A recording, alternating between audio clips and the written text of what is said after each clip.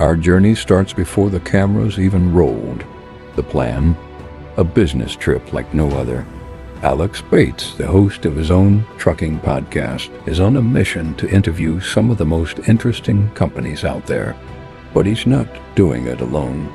Two of his friends are flying in just for this. JJ from the US and Hector from Mexico. Day 1.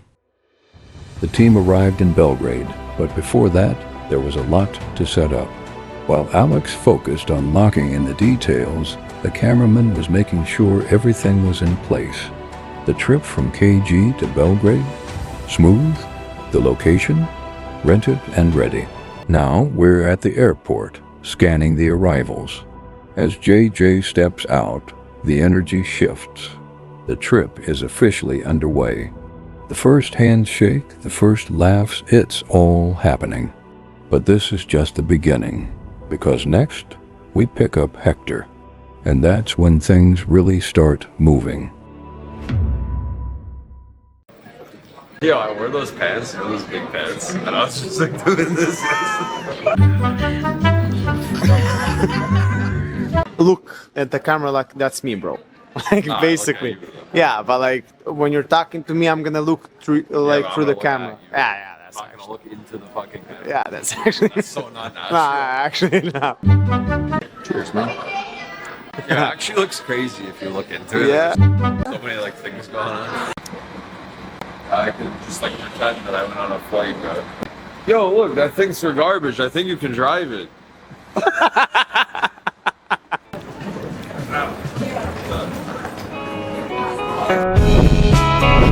Meet JJ from the US.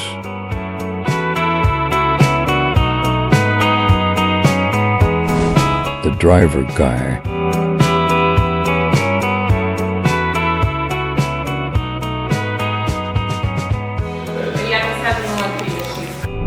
Hotel check-in. Did Alex nail it? No,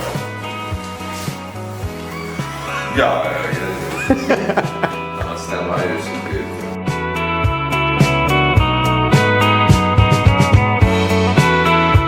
Yo, why is there no like shoot for the front door, bro? He told me it was gonna be in this box. We just have to ask her.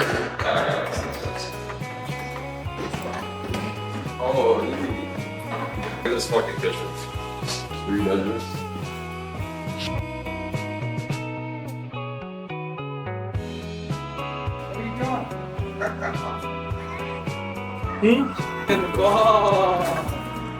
Podcast acid, please. Alex nailed it. Go content, bro. Looking at content, bro. Yo, in the nighttime, this is gonna Bye. Love you, bye.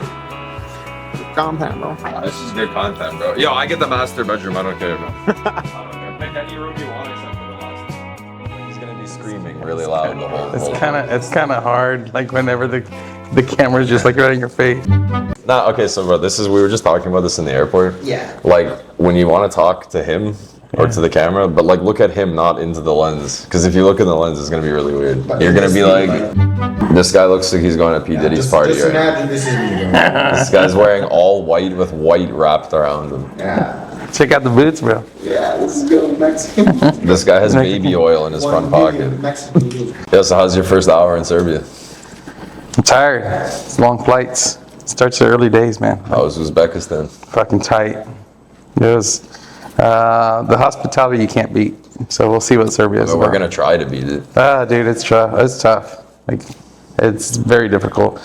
I mean, they had fruit plates on everything. Nobody ever ate the fruit, but like they had fruit plates everywhere. I mean, we can't offer you full service bathing out here, but we're not known for our bathing services. But might be able to find the sauna. If we could find the sauna, yeah. I've never done that since I've been here. The sauna Is sauna Serbian culture? Not really. No. Yeah, Not really. in Chicago it is. Yeah, big. maybe they're Russian. That's not really. You know, like I wouldn't be able to tell because I can't speak the languages. Yeah, I can't speak. Dude, I live here. I barely speak Serbian. Yo, you know what you're gonna eat when we go here? You're gonna eat sarma. Yeah, What is sarma?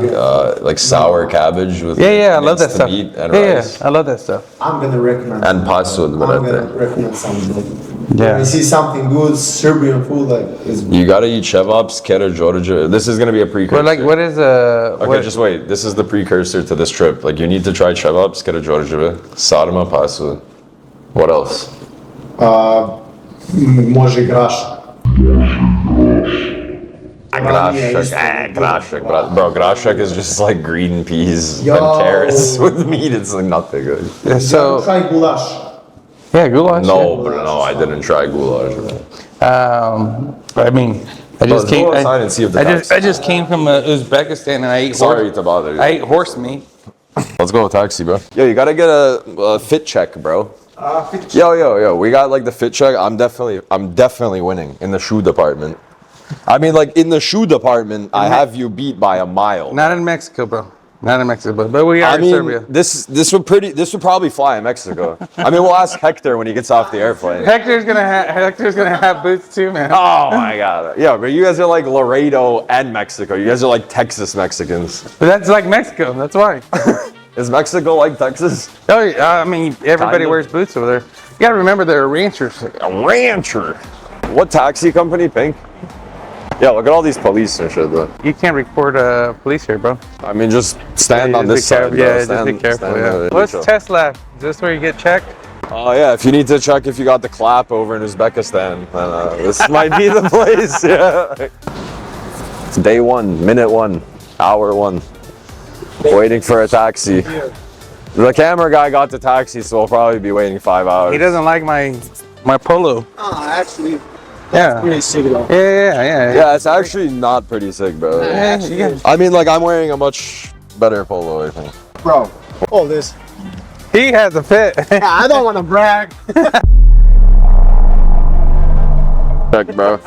Yeah, I think I should be the cameraman. I'm pretty good at, yo, look, bro, I'm pretty fire at He this. goes fit check. Yeah, look at this, bro. Bro, look at this. Look at this, fit check.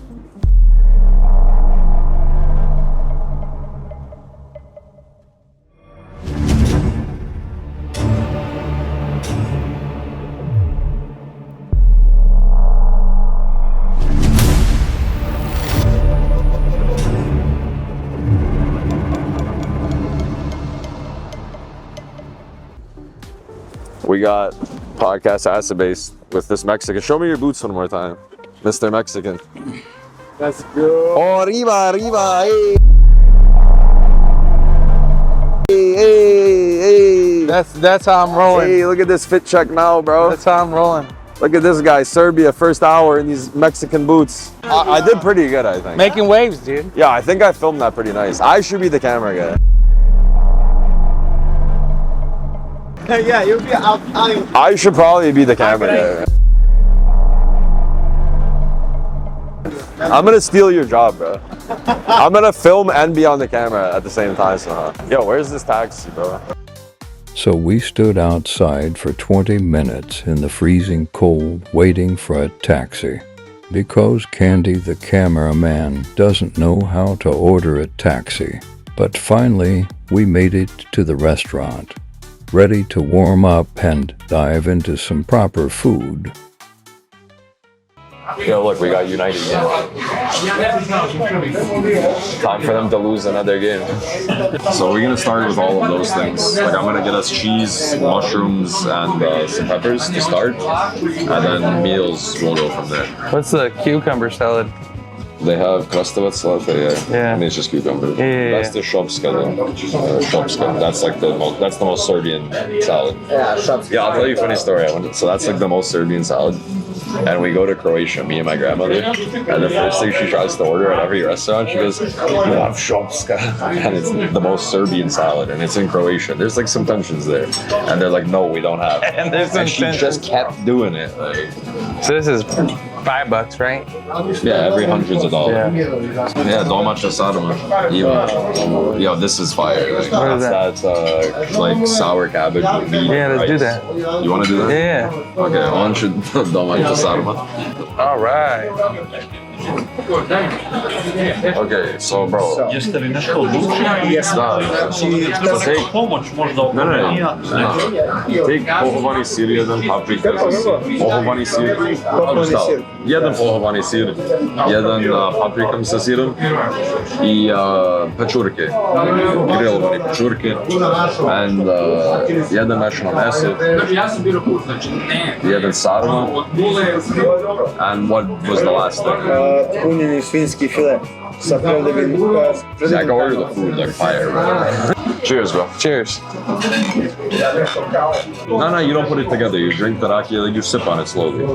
Like it's like a shot glass. No, I'm either going in or out. I mean, you can take it, bro. You can drink it. You can drink it, bro. That's your decision. Either in or out. I'm telling you, if you're gonna drink rakia, you should be sipping. Okay. If you want to take it as a shot, go ahead. That's what I used to do, and that's where the stories end up. I black out. Bro, I went to a nightclub once. I took a bottle of rakia from the bar, and I made them put like a stopper in it. Two-door. And I was just pouring everybody. I was pouring everybody in the club rakia out of like the bar stops, and I got so drunk that I left with the bottle to my house. Didn't pay my bar tab, bro. And my buddy called me the next day because his friend owned the bar. He's like, "Yo, you didn't pay your bar tab." And I woke up, the bottle of rakia was on my table with the bar stopper still in it. And that was like the last night I really drank a lot of rakia. But you gotta try it, especially like Paul from Free Caviar, Slivovica.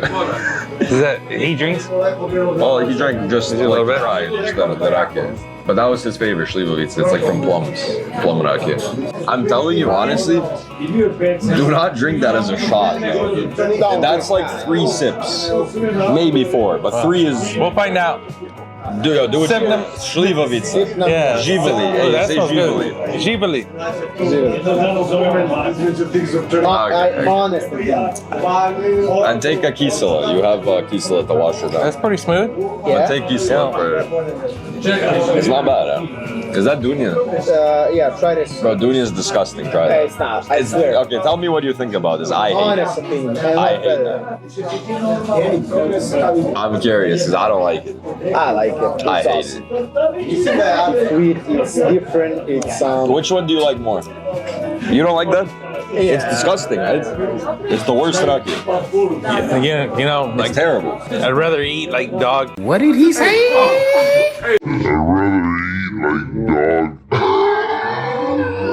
I'm telling you, it's the worst. The worst. This one, that one, you said it was sweet. I didn't taste sweet. This one, I tasted like a smoky. That's the most popular rakia in Serbia. Like that's from plums. They make that from plums. Baba, my grandmother, she found. So in Canada, we can't buy liquor anywhere except for the government stores, like LCBO. Like the government owns our liquor. Yeah, that's why the government sucks it. All right, let's not get into Canada, America Fuck stuff. Justin Trudeau. Yeah, he resigned. Yo, he resigned. Yeah, thankfully. yeah. Alcohol. Make sure you hashtag that on Instagram. Yeah, make sure that's his opinion. I didn't say that. Listen to this. My grandmother goes to the government-run liquor store, and she goes, "I want you to find me this alcohol and import it for me, and I'll buy it from you." This is your grandma? My grandmother That's in funny. Canada, and she goes to the liquor store. They import her. They told her, "We can import it for you, but you have to buy like a box." My grandmother's like, "Sure, I'll buy it. Like, just bring it here. I'll buy it." She started finding this in the Canadian liquor stores by request. Dude, My grandmother's an OG. that's actually pretty good. It's actually not bad. And now I know why you said sip it. It's strong. It is strong. If you took a shot of that, you would be coughing. Yeah. You'd be drooling. You'll be drooling. Drink it like that, you'll be basically drooling. You couldn't like even speak though. Your chest is gonna hurt. Basically, you're not gonna able to speak. Your Only chest. Serbs gonna do it. He's making the faces. Oh, I love it. Yeah. Yeah, smoky. Honestly. Yeah. Yeah, fucking hell. Yeah, how hot is your chest? No, honestly, Oh, it's going down. It's like I ate a flame.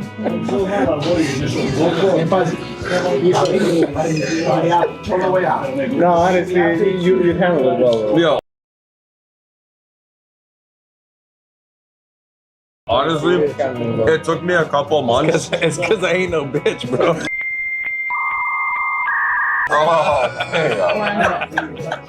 It took me a couple months to not make a face when I drink. Really? I guess I'm a bit. Like no, like it just like I like the smokiness. I like hurts, whiskey. though. I like. It hurts. No, that was fire. Yo, bro, we have 3 full meals still. I'm kind of like That's gonna be full tough. now. I'm already full. Yeah. Yeah, because we Oh yeah, I get. Yo, the cheese was so good, bro. Yo, our driver, so Your turn is gonna be horrible So because I you ate have so much a cheese. broker friend of mine who owns a brokerage in Serbia for the European market and Serbian market. He was supposed to come with me to pick him up from the airport, but then he had to go to a different country to do some business. I don't know what he's doing. He's a real double broker. You'll see him later in the video. You'll see more from him. He's not a double broker. Long story short. In America, they call them co-brokers. Long story short, he gave us a driver, a chauffeur. Chauffeur recommended us this my restaurant. goodness. Here we are. Yeah, when I'm He eating, should've. He actively should've. eating, bro. What is this? That's sarma. This is the cabbage with meat and rice inside. That's I whatever can't he believe you ordered. drink like 7 of these a day. Yeah, I drink 3 liters of this a day. There's no way. You don't like it? No, it's good. But I know like it's salty. Yeah. Because I don't drink beer and I don't drink Coca-Cola. Like I just drink this as a replacement. Yeah, Like, yeah. the bubbles. The carbonation. Thank you. All this is meshana meso, so like mixed meat platter. This is your sarma, which is one of the most traditional dishes. Cabbage with rice and meat inside. This is a piece of pork. Hey, you gotta try this. Take this. This is called Yeah, kaimuk. let me- No, take this. Just try that, please. With a potato. Also take the Just take a potato and this white. Get more.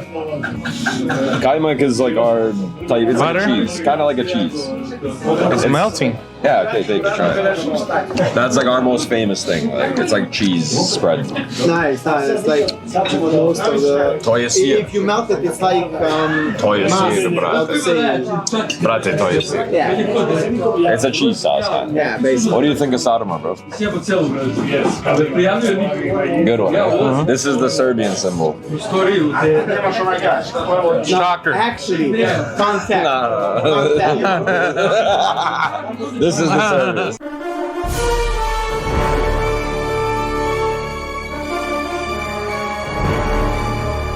It's not worth the price. The food is great, but honestly, bro, that's like the most bland kind of. It's good, but it's not worth how much they're charging. 30% cheaper, and it would have been completely fair. Google's a fucking universal. Yeah, but Google fucking- Maps in Canada, and I'm sure in America, runs so good.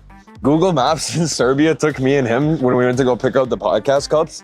It took us through a literal forest, bro. It's trash, bro. In like my little car. We went through a forest, bro. So man, general thoughts on Serbian cuisine. What do you think? It's good. What was your favorite thing you ate there? There, Yeah. the pickled cabbage.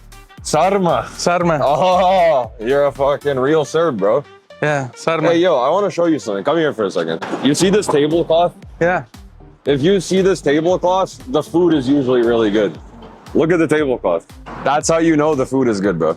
Once you see that tablecloth, you know you're like in a normal place. Yeah, is that the same crashed car from earlier? No, it's not, bro. No, it's a different one. It's different. You know what's another thing? In Uzbekistan, I didn't see any crashes, and they drive like fucking animals. Here, We gotta go no straight. animals. We actually need to go straight, yeah. We're actually only going straight, basically, so. We're allowed to go straight. Shit. Anarchy in these streets, bro. This is why I don't live in this city, bro. Like, Fuck, there's too that much, car too is- much going on. Like, That car is that car is done. God damn. crushed. Not going in. What does the other car look like? Where is the other Yeah, I car? know. They made paying for that streetcar so complicated that That's I'd rather walk 30 minutes. That I got a ticket once. I didn't pay because I was like, I don't care. Like, it's too complicated to pay. Rule And breakers. then I got caught and I had to pay the fine, bro. So now I'd rather walk 30 minutes in the freezing cold to try to use that shit. Because you don't have a number, he doesn't have a number. Oh no, he has. But I can't pay for you with my number. So What? yeah. So how does a tourist even use the system, bro? Tell me. Dude, I'd get around it though. Yeah, you just get on and hope you don't get caught, bro. They'd never find me. That's the system, bro. And when you see them get on, you get off. Like, Yeah. So that's the system. Oh, there's people checking See, you. look, we could have taken that shit. We would have been home in 10 minutes, bro. Tell him to stop. Nah, he can't stop, bro. Like, we should be on that if they didn't change the fucking system. Like, we should be on that right now. Warm, nice. Easy. Whoa. Hey, you gotta pay attention to the Serbian streets. Yeah, the streets aren't very good here. The streets are dangerous, bro. The steps, be careful when you walk upstairs. Cement is always like All falling cracked apart out. and shit. Yeah. You want to get on? Fuck it, let's get on. Yeah. Yeah, let's get on. Go on. What happened? Zadnja stanica. What is Last that? station. Last station. Oh, Ah, that's where they stop. that's where they Like in stop. here. Ah, We almost got a free ride for a block. for like two Can you meters. imagine? Can you imagine getting on that bitch for a block and then getting fined $50 for it? Yeah, so Google Maps just took us in the completely wrong direction. Let's just take a. Let's take a Yandex, bro. Yeah. Google Maps literally made us just walk 10 minutes in the wrong direction. That's okay. Yo, good thing I'm getting an iPhone tonight. So shout out to Hector for bringing me an iPhone. Because maybe this is Samsung problems.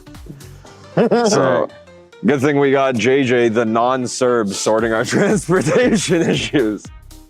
It's almost like you're in logistics Is or that something. one right there? Station veteran. 2 minutes. Yeah, good thing we have him in logistics, solving. These are easy problems to fix, man. Just apps.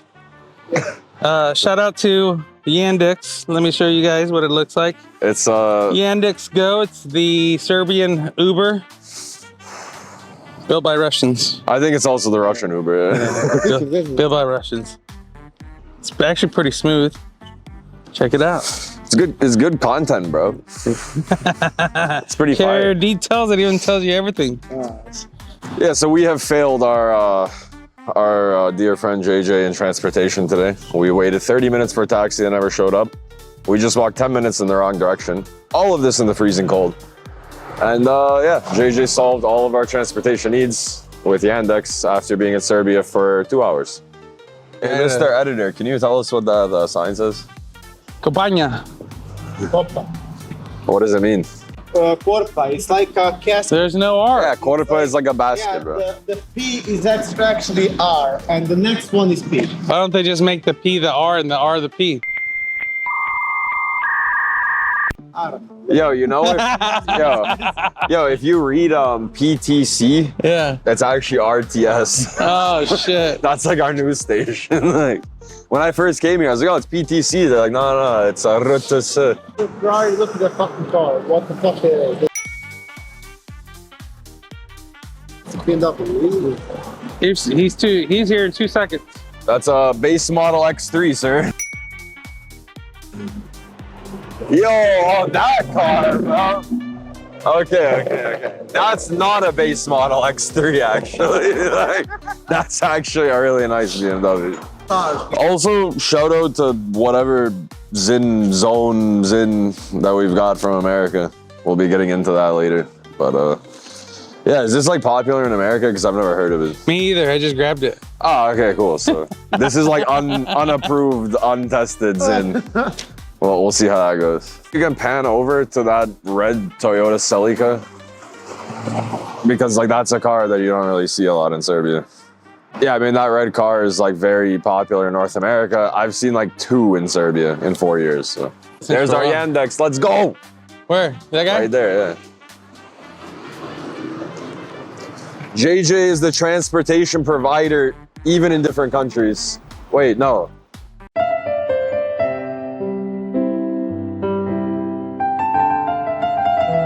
That's not her yet. Oh, that's not us. Ours is way nicer. That's not us, bro. He's here. That's called in Serbia most. That's not, bro. That's not a Skoda, bro. He says he's here. That's not a Skoda, bro. That is here? That's not a Skoda, though. It has us at Oscar for some reason. This is where we're at. Really? Yeah. Look. we've had some technical difficulties. JJ has also messed up transportation. I don't know Serbian, man. So it's in English though. They didn't need to So know how that. do you feel about They don't need to know that. how do you feel about giving them the wrong pickup address? So look, You're kind of like any broker from the load boards right now. yeah. Hold on. This guy just giving the wrong pickup address. Well, it's not letting me update everything. Change pickup location. No, change. Don't do that. Don't do that. Inaccessible location. We're gonna have to walk back that way. We're gonna have to walk back that way. That's Oh, we're failing this mission. Yo, for guys that work in transportation, we're like actually pretty bad at navigating. well. I mean, this is just bad We circumstances. just got bad tools. Yeah, exactly. Like I get my new phone tonight, so Got bad tools. Got bad service. You think that'd be easy to connect, but it's not. I mean, Serbia could use some We need innovations in AT&T over here. transportation. If we had AT&T over here, wouldn't be a problem. If we had AT&T over here, it costs $200 a month to have a cell phone. This is also true. That's That's the main. And the question would be like, would they rather pay for their cell phone or their rent? yeah, because it's the same price. Yeah. I mean, the average American cell phone plan is about 70% of the average Serbian rent. If you like, think about that for a second. That's crazy. That's crazy numbers, huh? Fuck, I think that's actually the streetcar. That one right there? Yeah, like where he stopped is. Oh, yo, you know why this is inaccessible? Because of this car crash. That's why we can't get a taxi here. This car crash has ruined our day. I think that's the stop right there. We need to just go there and take the 11. Možemo da idemo tramvaj tamo? Možemo da idemo, da. We can take the tram across the street. Wait for the green light, guys. Guys, police are literally standing here. Greenhouse? Green means go. Watch out for car parts and glass and debris. Why does it smell like goat? That's the sewage, bro. Well, that's something new. You want to learn Serbian word for sewage? Yeah. Kanalizacija. Colonizacija? Kanalizacija. Where are you guys going? That's the tram stop. Right here, bro. That's our tram. Come on. Number 11. I don't know how to these pay. all- Come here. If I wanted to pay for the tram, that's how you do it. But people are so pissed off on the system that they literally blocked how you even pay for it. Oh, you So gotta nobody tap could you even gotta pay tap for a it. number. Yeah, Like but a they star or whatever. covered all the numbers, so you Yeah. don't even know how to pay for it. Because that's how mad everybody is about this. This happened like maybe 2 years ago, a year and a half ago. Like you see, that's like proof how mad people are about the situation. This is number 10, we don't need that. We need 11, not 10.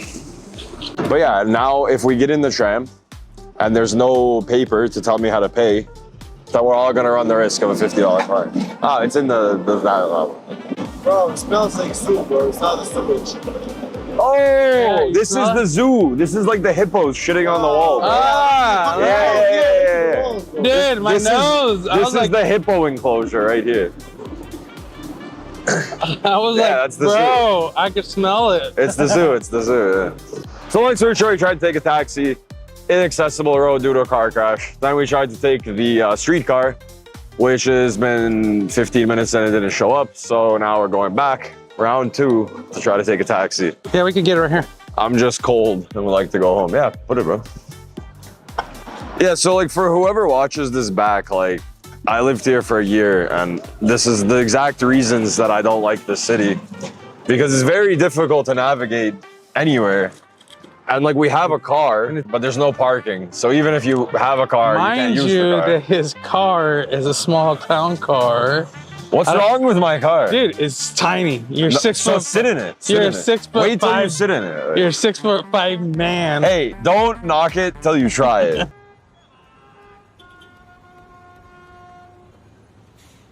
We're gonna recap this on Wednesday when we drive an hour and a half each direction to the next city for filming.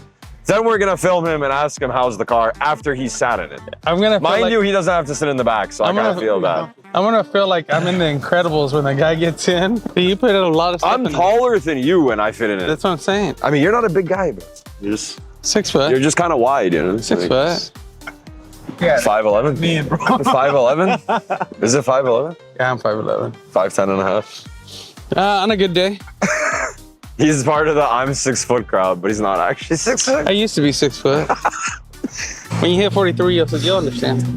I was told once that it's The cool index to is look here. 30 when you're 20, but when you're 30 and you look 50, that's not gonna be good. And I'm coming close to the 30s. Volkswagen Passat. I don't see a Volkswagen. Is that it right Passat, there? It's a white one. In the corner? It looks like a Passat. no. Yeah, that is a Passat. A Passat. That has to be him, dude. That's Yeah, TX, bro.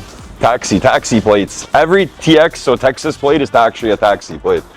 All right, round 2, we're in the taxi. Thank fucking God.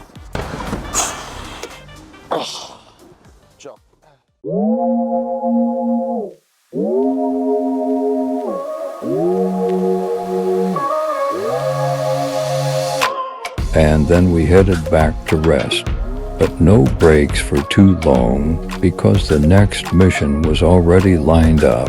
Our private driver pulled up, and it was time to go pick up Hector and kick things into the next gear. Yeah, I can't wait to smoke this cigarette and miss him coming out of the door.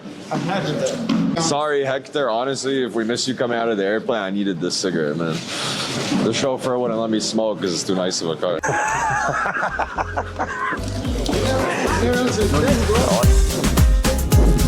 Meet Hector from Mexico. What's up, bro? Nah, I wasn't even looking, man.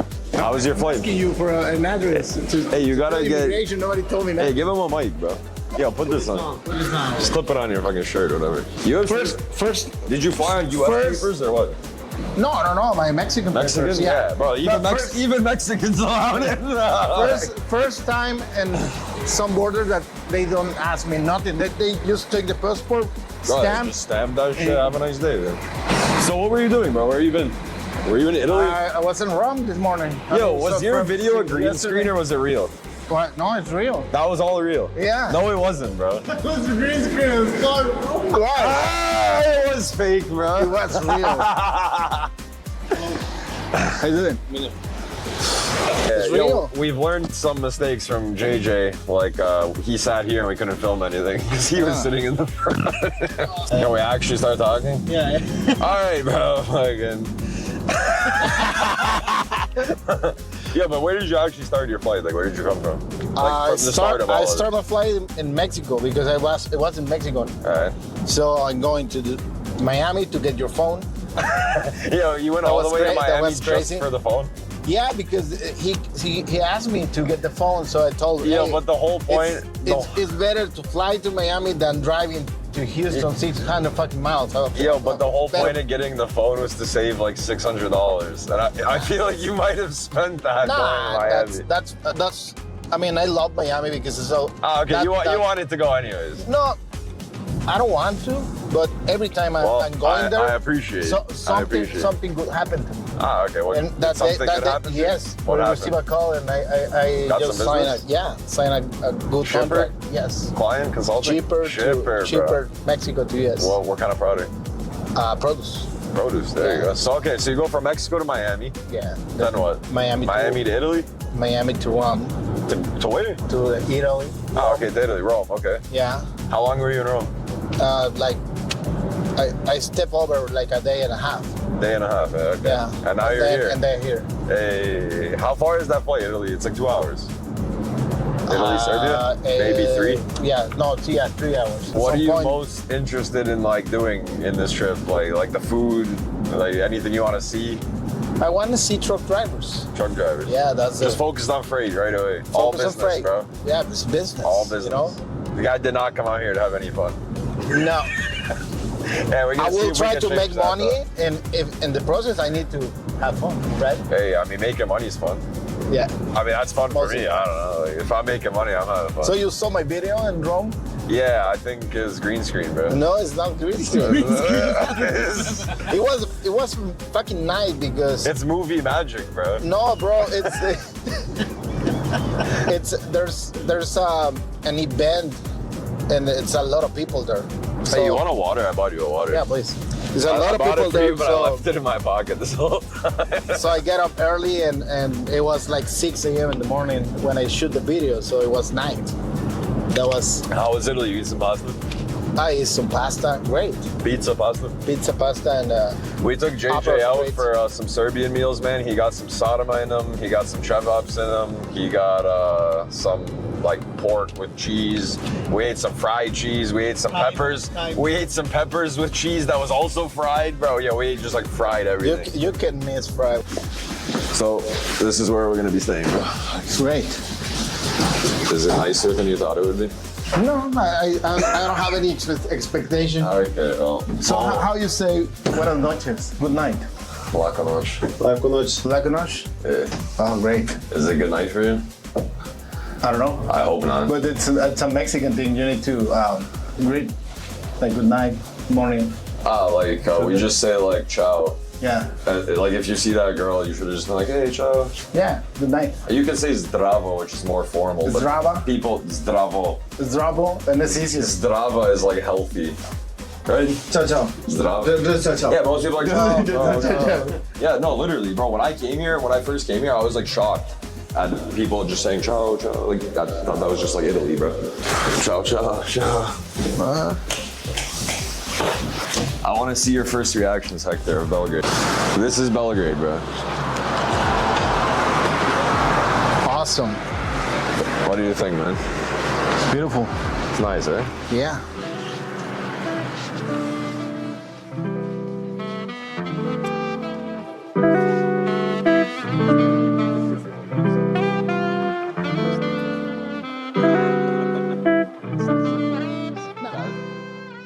Depends what day it is.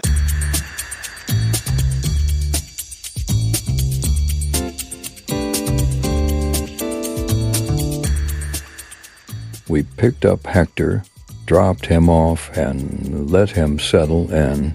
The cameraman and Alex hit the mall for a SIM card, while JJ, that man, was out sleeping hard. We came back, cracked open some beers, and next thing we knew, Hector and Alex were deep in a conversation. So deep, Candy, the cameraman, had to hit record. What started as a casual talk turned into a full-on podcast. Things just got real. Why the guy on the camera is shaving? Just continue the conversation. I mean, I don't understand. Just wait a second. Let's start again. So we're in the middle of a conversation, middle of a podcast. We were in the middle of the deepest, Fully in the middle of a deepest nice conversation ever like a really good conversation about life, and then what goals, happened? and then that guy pop-ups. My job is hard, bro. My job is so hard. Oh my god. That's the camera. That's the cameraman. He clicked to record and then went to shave his face, and then came back and interrupted the whole conversation Oh my god. My job with is this hard. face. You can trap me in one place a lot of time, you know? Yeah. And that's a problem. For you, not for me. For you as an employer. So, do I want something motivated? I don't know. I want something disciplined, someone's disciplined, and someone professional. Of course. Who doesn't? That's want what that? I want. Yeah. I don't care about motivation.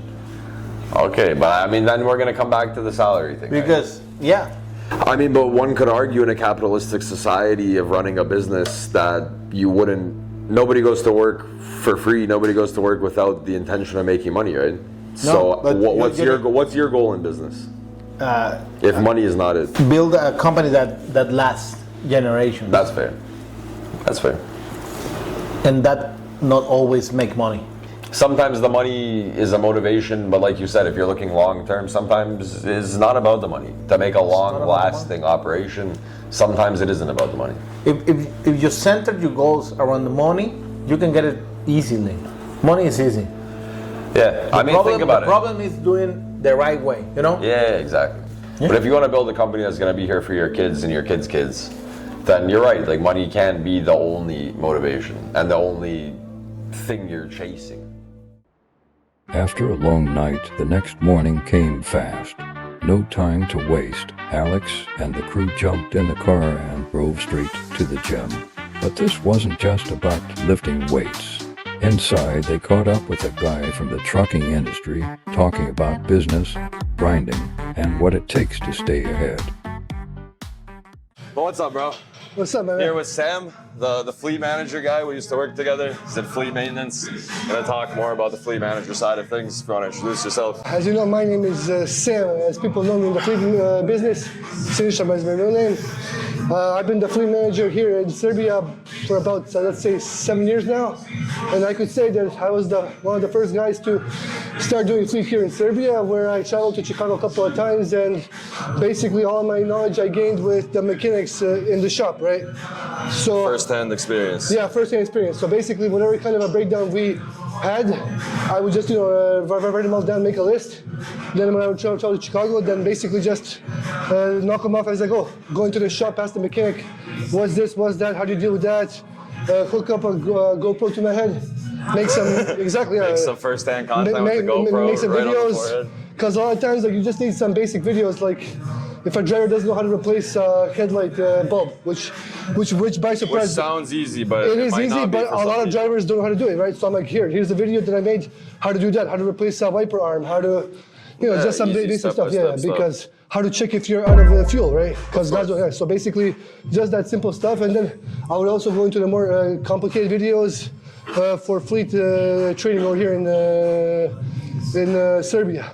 Now, when we worked together, you were running a team, so you've Yes. obviously been in the manager position. You've been through this for years. Yeah. You've managed teams to do this. And we used to work together. And when my trucks would break, I'd go into his office and I'd ask him, realistically, are we gonna get that load? Are we gonna fix the truck? And he would give it to me straight, like, probably not, bro. Your truck's gonna be down. Tell the broker, let's get ahead of it. All right, let's hit the sets, bro. Yeah. Let's hit the sets, 2 sets, bro, and Yes, come sir. back, dude.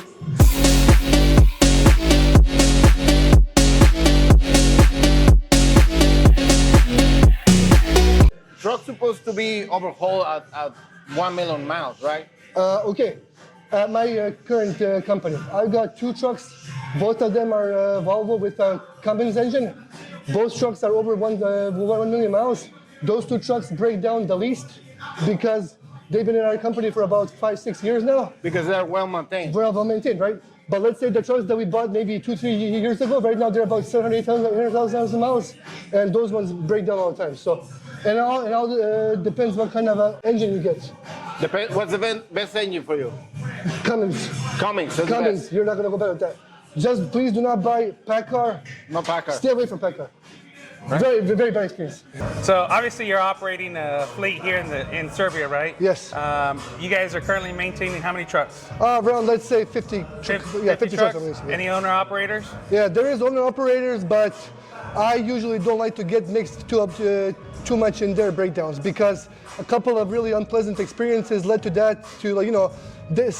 Lots of people, it's hard to gain their trust, right? Right. So if they call me their breakdown, if I say, hey, this shop is good, go over there, and something happens between them and the shop, right, they're gonna point the finger at me, right? So with the owner operators, it's tricky. I tell them, hey, I can give you like a good suggestion and advice, but where you're gonna take your truck and what you're gonna do with it, it's up to you, right? You're the owner operator, right? So, but there is a couple of guys that have been with the company a long time that gained my trust. So basically, they're like, Sam, they give me a call. Listen, man, I need help. Please, tell me what to do, right? So I'm like, okay. So I basically send them the screenshot. After wrapping things up at the gym, it was time for the next move. The crew headed out to interview a recruiting manager in the trucking industry after the interview. So we're here with Marina, the recruiting manager at BG011. They're a carrier company based in the American market with operations here in Serbia. Thanks for joining me. Thank you for being here with us. So let's start from the start. I mean, how did you get into logistics? To be honest, I was in college for transport and traffic engineering, so I was kind of always in that kind of stuff, and I wanted to learn more about it. And then when the COVID hit, so there was not much on the market that I was able to do, and I wanted some job to have to earn some money for myself. So I saw an ad for the dispatcher position, and I applied for it. And But I mean, I take never, me through that from the start. I mean, what drew you to trucking and transportation, from such an early start? well, we are right now expanding, we are increasing, and we want to make everybody at the end of the day happy and satisfied, all of the sites. We are having the drive-ins, the semi-trucks with the drive-in trailers. We have the box trucks, and right now we have the containers. So we are the company that is Full service almost. Yes. And we want to maintain the safety side, and we want to maintain for the drivers to be happy at the end of the day. That is the most important part, because they are behind the wheel. So when they are happy, we are happy. And when they are coming home safe and bringing money home, that is what is important. You mentioned you guys are scaling, but we all know the past 2 years, maybe even 3 years has been, not very great for the carrier side of things. I mean, what have you guys been doing to be able to scale maybe in the down market as carriers? Well, to be honest, everybody felt the downside of the market. But when I can say that we are all holding here like a family, and we are all aware that we are working for the one main goal, and we are not going one against each other. So we are also taking care of the drivers, and we wanted to make them be satisfied, and we have the dedicated lanes for them, which is also the most important part, that they know that they can rely on that dedicated lanes every day, and they are never going to stay without a load and being empty and waiting for something. No, of course. So we are also giving them loads in advance, and we can pre-plan their weeks and everything, so they can know that they're going to be happy, and at the end of the week that they're going take me through the dedicated lanes part. Obviously, you guys are not a mega carrier. You don't have 1,000 trucks in the fleet. How have you guys secured dedicated freight being a smaller operation? It is the service. It is the service that is important. We, because we also have the good communication with the drivers, they are tending and they to represent have the you guys well out on the road. And because we are taking care of them, they also want to give it back and take care of us. So it's the service that is important. I'm here with my friend. Can you introduce yourself? Yeah. Hello, my name is Mark. I work for BJ011. And you're a dispatcher, right? Yeah, I'm an intermodal dispatcher. Yeah, so the typical day starts basically with you need to track all of the containers and shipments that you have in a route. So basically those shipments can be either on the train or on the ship, or already like in transit, or already at the rail ramps in Chicago or somewhere else in the USA. So you need to track them, see which kind of ETA where they are at the trip, and afterwards you need to see how many drivers you have available at that point of time, so you can dispatch them properly. Because the team had an offered dinner on them, and of course we couldn't say no to that. Hey, you have to look. Bro, you look everybody in the eyes when you cheers. That's a rule. You have to look in the eyes. That's Serbian rule, bro. I'm not joking. I can look everyone. Yeah, but you have to, bro. Yeah. Like serious. It's not gay, but Only in Serbia I see that. It's okay if you kiss with the open close. Yeah, but no, when you cheers, You kiss with your eyes open? Of course, bro. If not, it's gay. How do you? Well, stop kissing dudes. Jesus Christ. Bro, I walk into the office after a cigarette, and this guy's just like, we're going to put this on Pornhub. I'm like, yo, what the fuck happening here? where's the... Very good, bro. Where's the line? It's delicious. You don't like that? I'd rather eat like dog. It's like I ate a flame. Burns. Yeah, weird. Like love. Hector, this is my grandmother drinks a half a liter of this every day. Every day, bro. You had the lady bathe you. Bro, you what? I can't.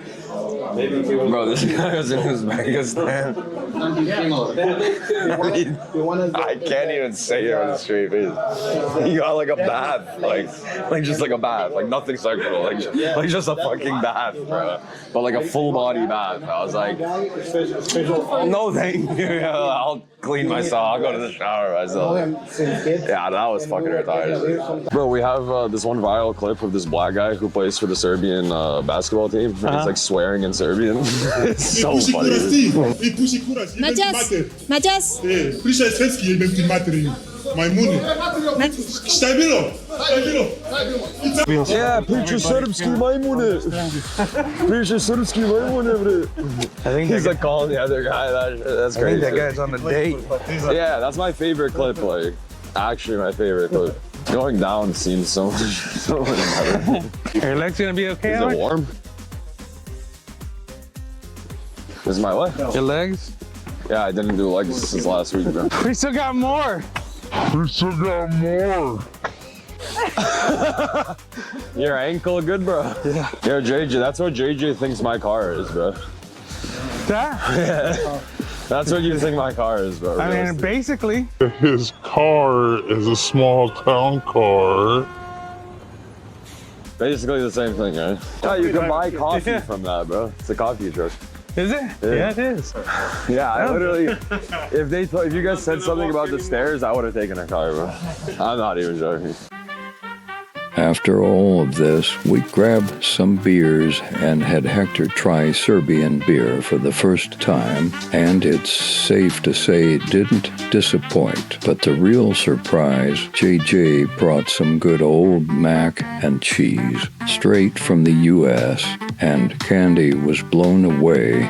Good vibes, good food, and a perfect way to wrap up the night, all recorded with the iPhone.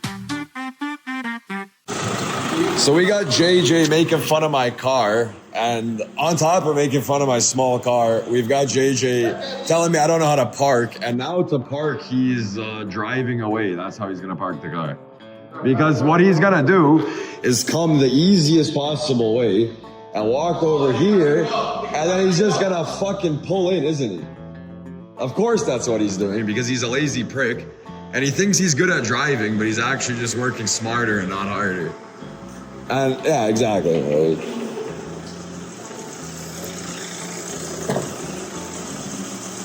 Oh, and he's gonna revert. No, don't. Why would you do that, bro? Why would you, bro? Just pull in.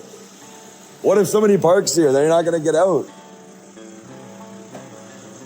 He was almost smart. Like, he actually almost did that. He was almost smart, bro. He was almost smart. I mean, he had it. Like, he had the idea, but he fucked it up right at the end. So actually, in the end, he's stupid, bro. So, look, he's not gonna make it. He's not gonna make it, bro. So in the end, he actually fucking sucks at driving, bro. In the end, he's actually terrible. Like, he still thinks he can't make it. He still thinks he can't make it. Look at this. Look at this guy, bro. Look at this. Look, this is the worst parking I've ever witnessed, bro. JJ is the worst driver in Serbia, bro. Bro, that was the worst driving I've ever seen. What do you have to say for yourself? Easy peasy. What do you have to say for yourself? Easy peasy, bro. All right, let's do a taste test, bro.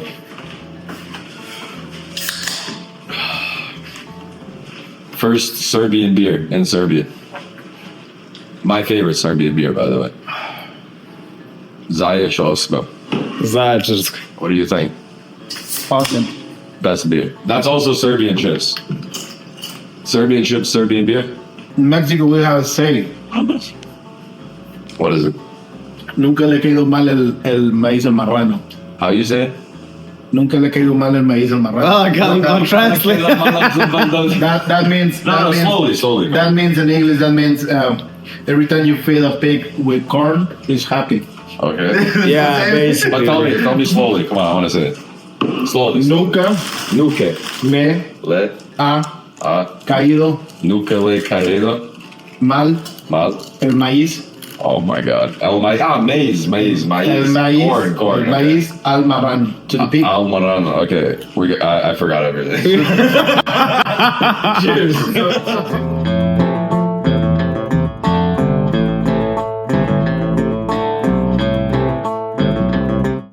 Fuck.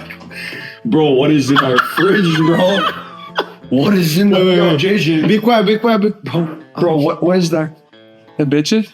It's just a man's bare ass. Yeah, did you put that there? No, bro. Fuck off, bro. No, I don't know. I can do it. I didn't put it there.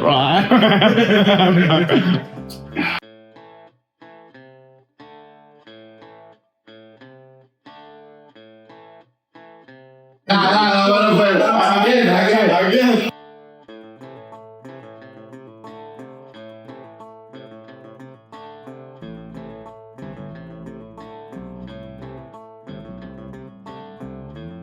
He's wrong.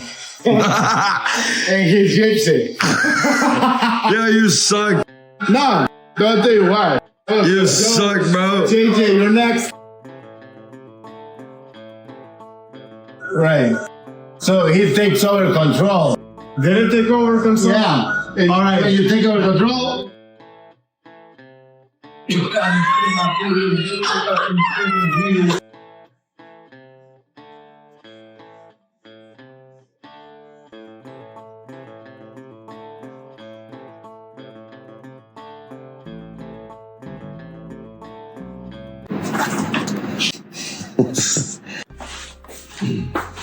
can tell me better. We take our own cheese, extra cheese, Serbian cheese. We take Serbian milk. And we take Serbian not butter margarine. Oh, that's not butter, bro. Tell dobro jutro. That's not butter. Yeah, it's margarine. Margarine. Yeah, it's yeah. So we did they specify the I haven't made this in like 5 years, dude. They don't even open it. Here's one. Just put like a massive amount of nasty. Yo, with a fucking knife. No, it was, bro. Yeah, like a fork. Boom. That's enough. Okay, that's the resistance. Oh, this is all chemicals. You ready for the orange? Bro, you gotta see this guy. Look how orange this shit is, man. Can you smell it? Yeah, smell it. Yo, that's fucking. Right, you ready, bro? You ready for how orange this shit is, man? Look how orange this is. Brate, kao onaj... Više onaj klip si mislio da otvoriš jednu kesu, brate. Bro. Industrial cheese. Bro, this is straight. This is $1.50, bro. This is $3 of food, man. And then we put like $3 of cheese. No, but this is the secret. Whoever makes mac and cheese, I mean, like I grew up poor, but I ate a lot of mac and cheese. Mac and cheese can of tuna, that was what it was, but extra cheese, bro. You put extra cheese. You can always afford extra cheese, bro. This is like a couple dollars, bro. It is what it is. You gotta put the extra cheese. That's my meal. Slices of cheese, bro. You just rip that, let it go. This is like what I came up on, bro. Like, I'm like, if you're like really trying to eat it, bro, you just buy some hot dogs. But yeah, I don't like hot dogs, bro. Just cut up some hot dogs, woody. Yeah, because you're not a hot dog. Bro, grilled cheese with Kraft dinner with some hot dogs. I swear you're at. It's like $3. Feed your whole family, bro. Yeah. I mean, bro, this was like, bro, like big shout out, like JJ, bring me this, like. I don't know, this reminds me of home, bro. This is crazy. I eat this like literally. That's what good pussy sounds like.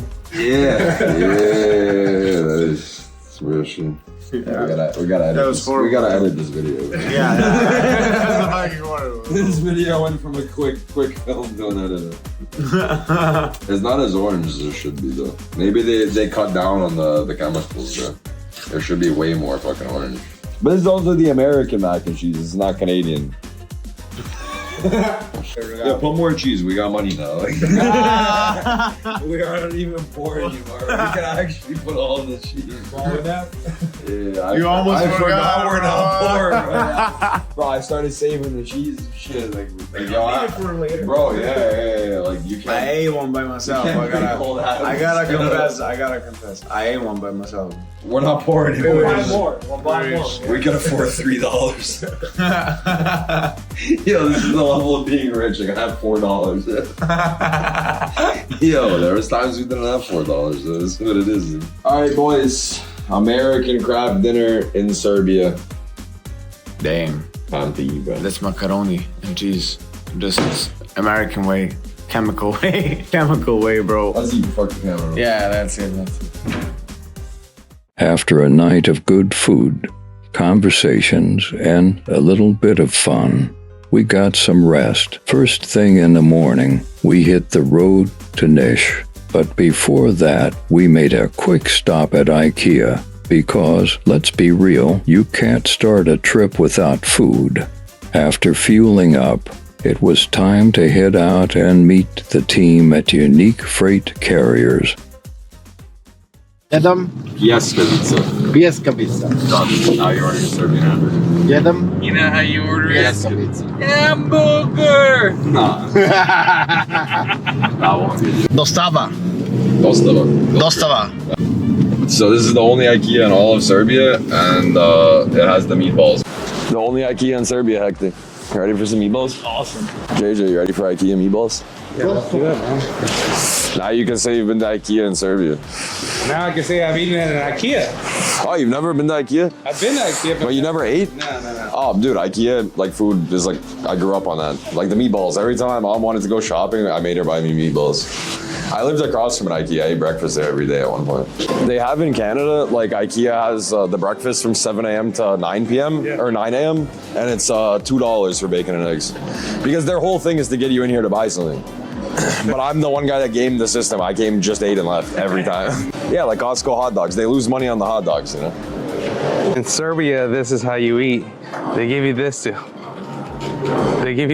hold the trays, man.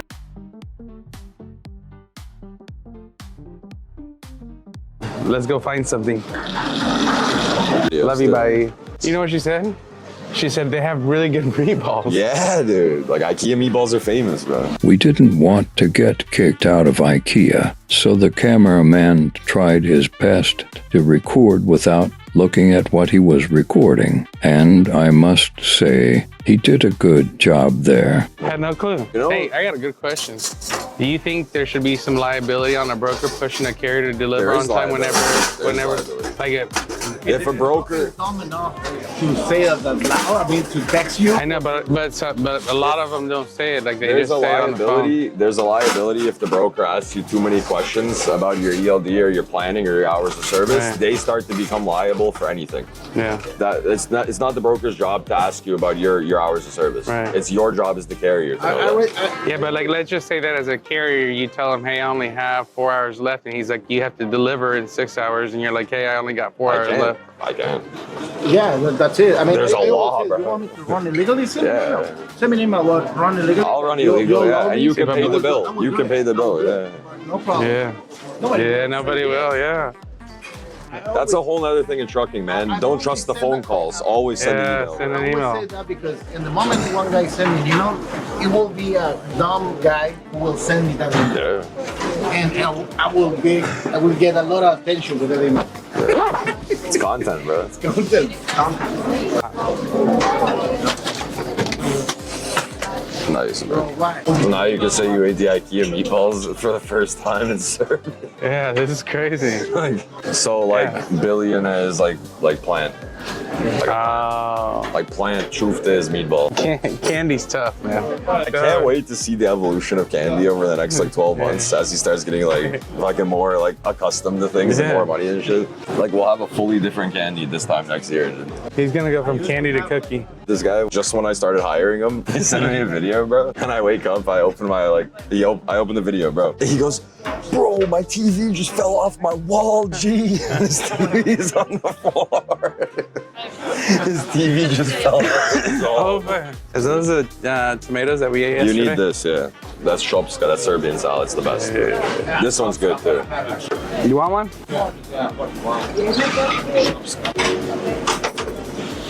Can you order that for me? Just say, just say, jedan pileće čufke. Come on. Jedan pileće čufke. Try it, I want to see. Jedan pileće čufke. Yeah. Hvala. On. Jedan pileće čufke. Pileće. Pileće, yeah. Standard, yes, please. Right here, bro. Getting some. Yo, look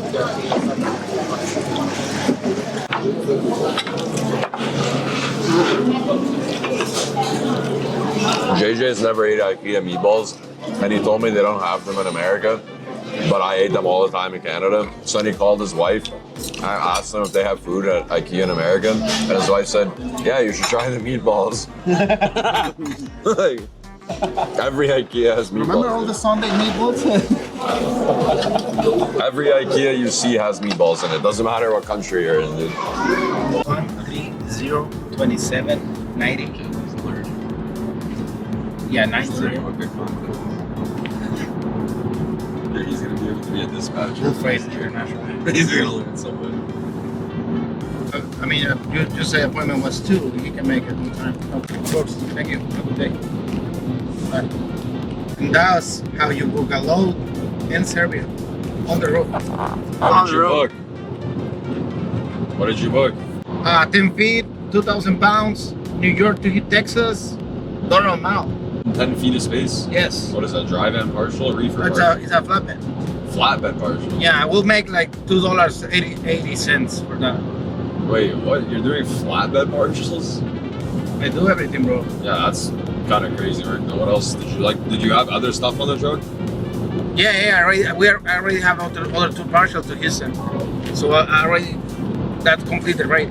Nice. To 280. So you're gonna make 280 a mile? Yeah, going back from New York, that's awesome. Yeah, bro, that's awesome. Going like to New York these days, bro. Yeah, that's amazing. I mean, the problem with partials is that you need to be patient. It's just a lot of work. Yeah. It's a lot of moving parts, a lot of things. But I never got into partial freight ever. I never ran a single partial in my entire life. Never had to, never did it. Yeah, I tried to. That was my niche. I tried to be in touch with dispatch with any kind of an equipment because give you experience and keep you in touch with the market of what's happening day to day. Yeah, dude, I fell out of the market. Yeah, I don't know shit. I mean, I hate power only, but I'll still dispatch power only. Power only, bro. Power only is my favorite thing I've ever done in trucking as a dispatcher. You just have hook and drop, no loading, no unloading. Empty equipment, you don't break your trucks, you make fucking $3 a mile on an empty trailer move. Like, yeah, but there's no competition. Nobody's doing power. I'm trying to be involved in every aspect of transportation. I love power. They call me for hazmat, I take it. They call me for anything. No, I was just doing drive-in, reefer, flatbed, all full truckloads, and then power only is where I really enjoyed that niche, bro. Like that was the most fun I ever had. You could book 6 loads in a day, bro. Chicago and Michigan. A lot of people undermine the dispatchers, but the dispatcher needs to be a little expert, you know? Yeah, you need to be active, bro. You need to know everything. Yeah. The dispatcher is the heart of any carrier. I mean, like, without the dispatcher, you don't have money. You're not making with the fucking online courses, they make it cheap, but that is not a great dispatcher. I was just telling that girl that it's easy to be a good dispatcher. It's super easy. No, it's not easy. Yes, it is. Listen, because you didn't let me finish, bro. It's very easy to be a good dispatcher. Very easy, bro. Like less than a month, you can be a good dispatcher. The difference between good and great is years of experience, bro. It's like very hard to be a great dispatcher. Good is easy. Everyone can book $2 a mile. You want a great dispatcher? Take a former driver. Why do you have to be a former driver, bro? That will, I mean... No, it won't. Jamie Anderson, I love the journey in a career, you know? Yeah, but dude... And part of the journey is drive. Yeah, but dude, most owner ops that's my opinion. Most owner ops don't know how to freight, I understand. I understand. Like, being a driver doesn't give you any advantage. What I'm saying is when I took the wheel to drive, I didn't need to because I have the money to buy 1 or 2 trucks and start the company ASAP. But I go through the process. Yeah. You know.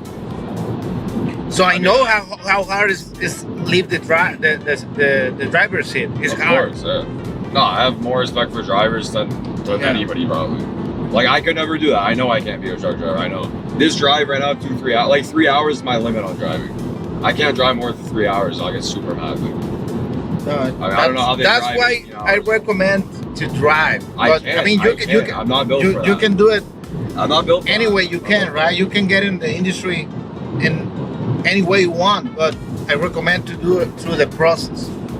I mean, dude, like people are not built to be truck drivers. Like most people, I would say most brokers, most dispatchers would not survive driving a truck.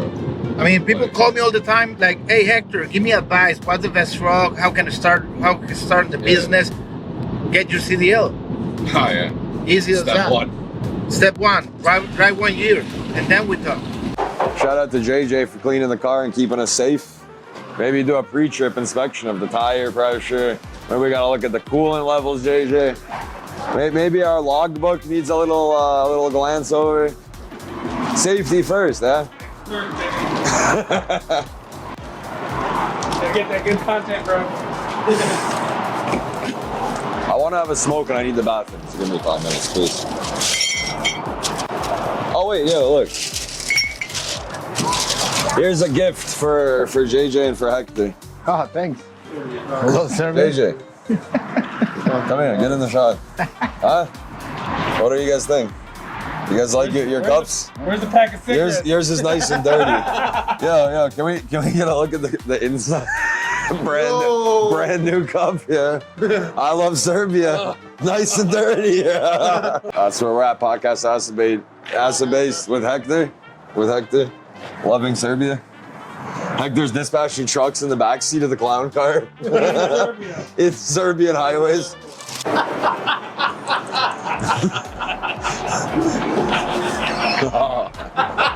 What? Nah.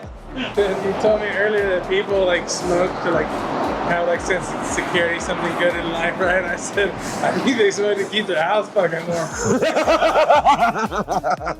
Yo, get the fuck out of here. Let's go. I'm cold. I gotta have a smoke, bro. Give me 2 minutes, please. Can we get waters? I have in the car. The fucking one smoke. It's cold, bro. It was really warm like 5 days ago. And right when these guys landed, they brought us some cold weather, dude. You brought it with you, bro. Like, it wasn't even cold here before you came. Yeah, we gotta get the cups more. Yeah, I also bought this because our editor's been farting up a storm in the car, dude. Yeah, so now it's just gonna be like bubblegum and farts for the next hour. Candy's ass stinks, bro, so we gotta put this in the car.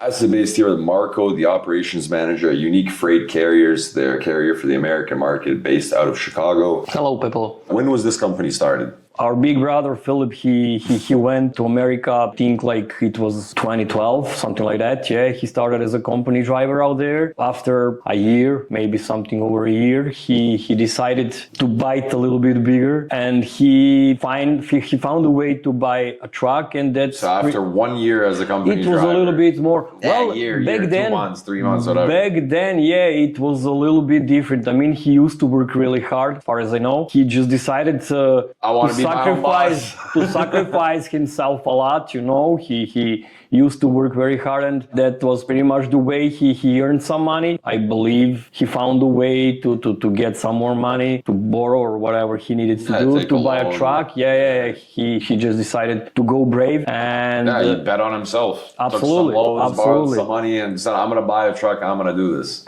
Absolutely. Somewhere on that trip, he met his girl. Nowadays, that's his wife. Turns into his wife. Yes, turns into his wife, yeah. They really fought together, you know, all the time. I mean, basically, this is really one big family. He becomes a company driver, spends about a year and a half, something like that, takes out a bunch of loans, finds the money, bets on himself, buys the truck. What happens next? How did you guys end up, at the size you're at? Well, you didn't have a chance to meet our vice president, Bob. They met each other, I guess, somewhere at the time. He was at 5-6 trucks or something like that. He met Bob, and he was the first dispatcher in Serbia, basically. Both of them, they started everything from one really, really small office, I guess. They could have fit only one desk inside. Hey, it's humble beginnings. You know? Yeah, exactly. Everything after that was just like big struggling with everything.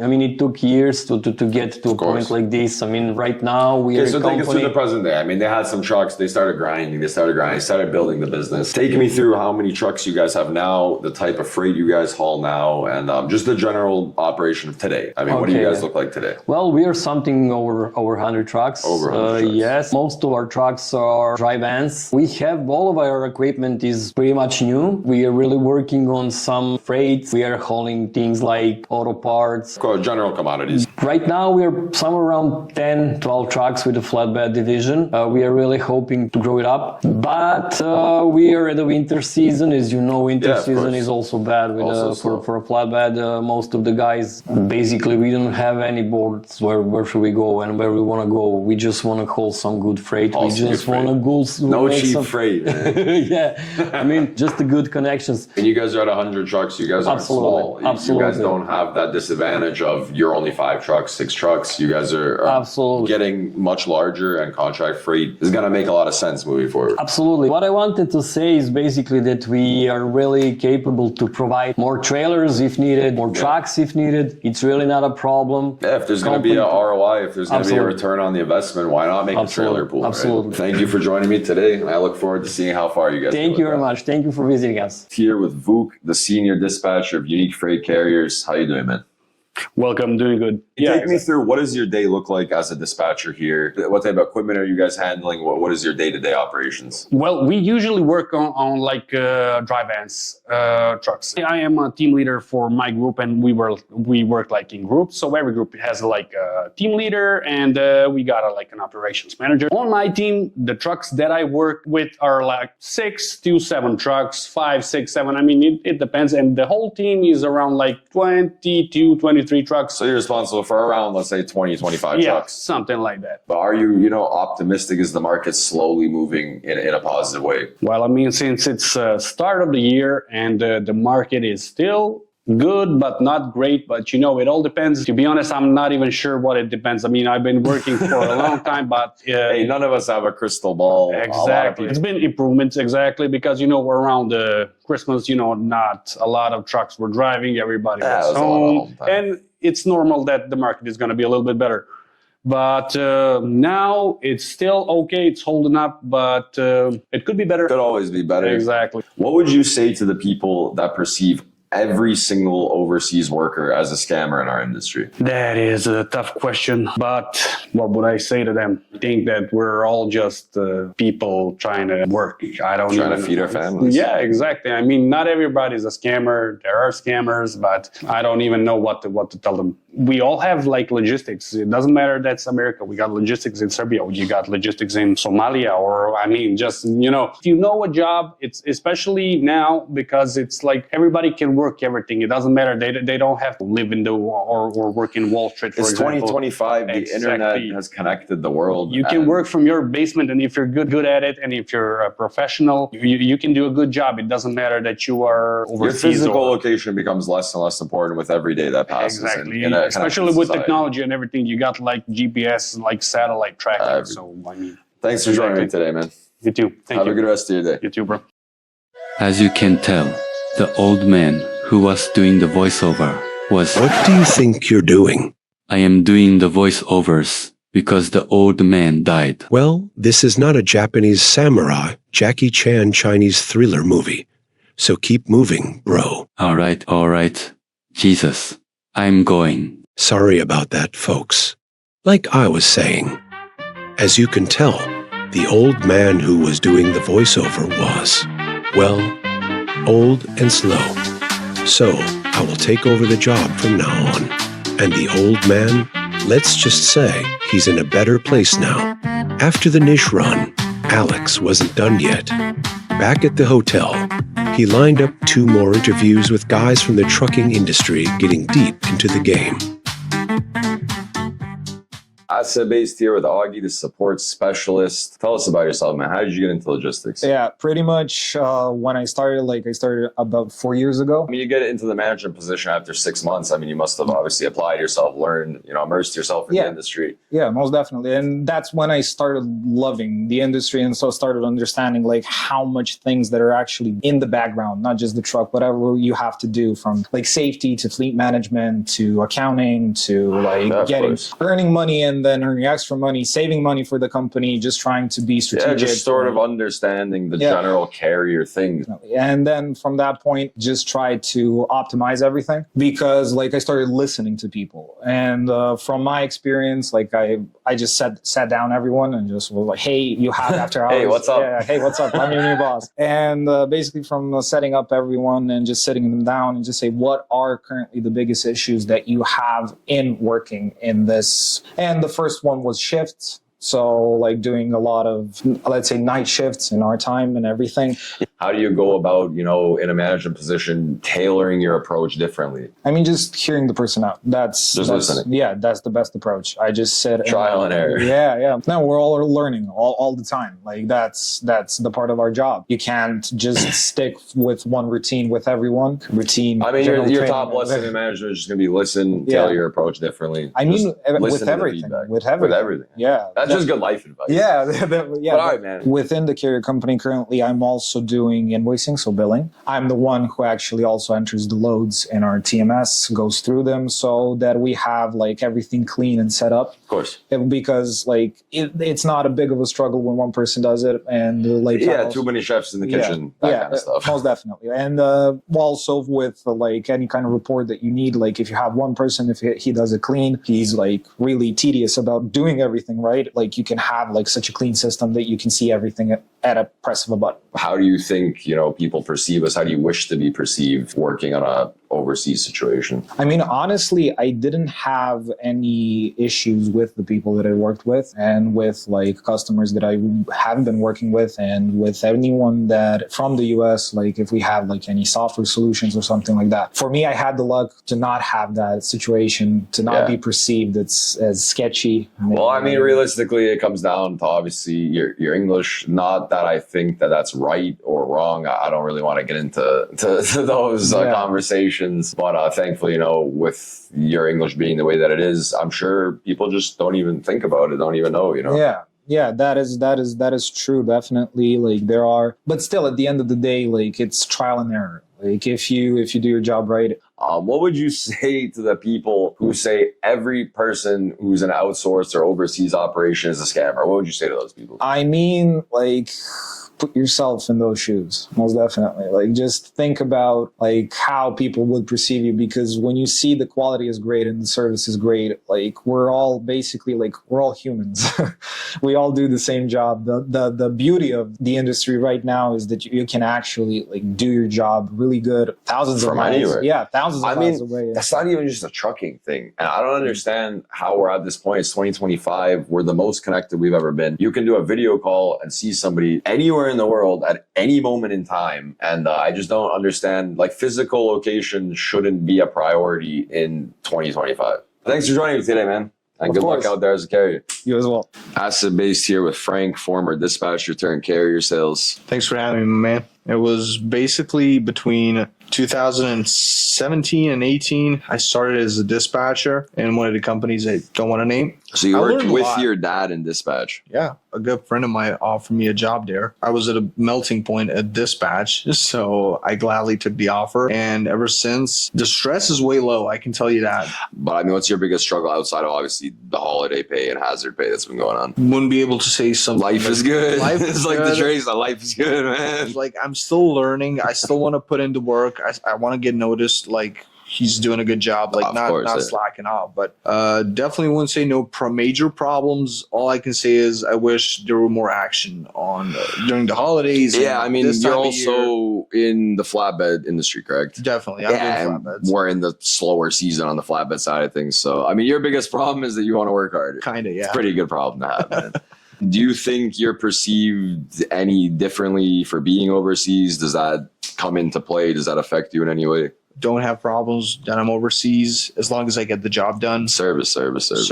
And I've seen some people actually get bullied for it and get insulted for being Eastern European. And like whoever says that doesn't happen, or if somebody's name is of a certain origin and they don't, like that doesn't affect them, it affects them. Yeah. And whoever says it doesn't get to experience that. They're not in these places. They don't know these people firsthand. We've all seen it, right? Like it's an unfortunate reality. And people, I think, try to maybe justify or just say that it doesn't happen. It happens, man. It does more than you think. What would you say to the people that view all outsourced workers as scammers? That they need to dig deeper. It might be some rotten apples, but like you got to dig deeper.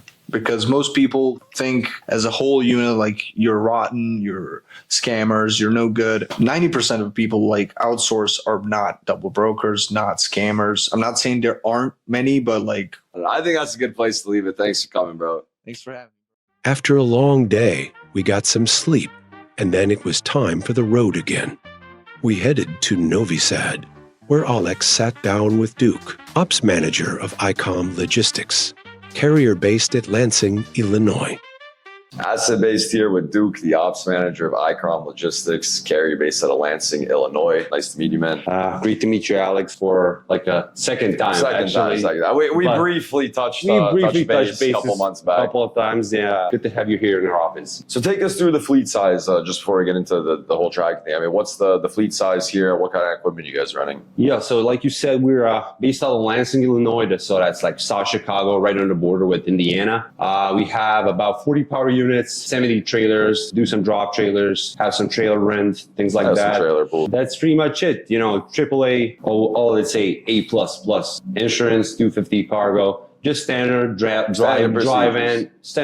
and carrier out of Chicago. How do you feel about the market over the past 90 days? Do you feel like things are starting to move in a better direction as a carrier? Yeah, I think so. There's some indicator that it might, keep doing this way like it's doing right now. Maybe not to the extent where you can, get some obscene amount of money like you can right now. You can literally get like $4, $5, $7 a mile for some runs. But I think that also... What are some of the best lanes right now you've been running the past 2 weeks? Well, in the past 2-3 weeks, I've started a new dedicated run out of Neosho, Missouri. Nice. And we've been kind of pushing that one as much as I can. And the thing is, the rate isn't that much important. What's important is it's like a backhaul for us. What would you say to the people that say every person located overseas in the logistics market is a scammer? What would you say to those people? Well, I mean, unfortunately, I get where they're coming from, but I think it's just the way where a lot of people from here initially are not too equipped with knowledge about it, and everybody's kind of winging it at the start. So I think there's a lot of those cases where people get burned on people who don't have enough experience. Trial by fire. Bad training protocols. Yeah. And then when you get a couple of those, I think you get kind of more inclined to be more closed and more... Yeah, it sours your vision on the whole thing. Yeah, I don't think it's any kind of, nationalist or racist kind of thing. But it's just, I think, Americans have their way and they like doing business with American people. I mean, I would segue into that a little bit. That's why I like doing my American accent. Sorry.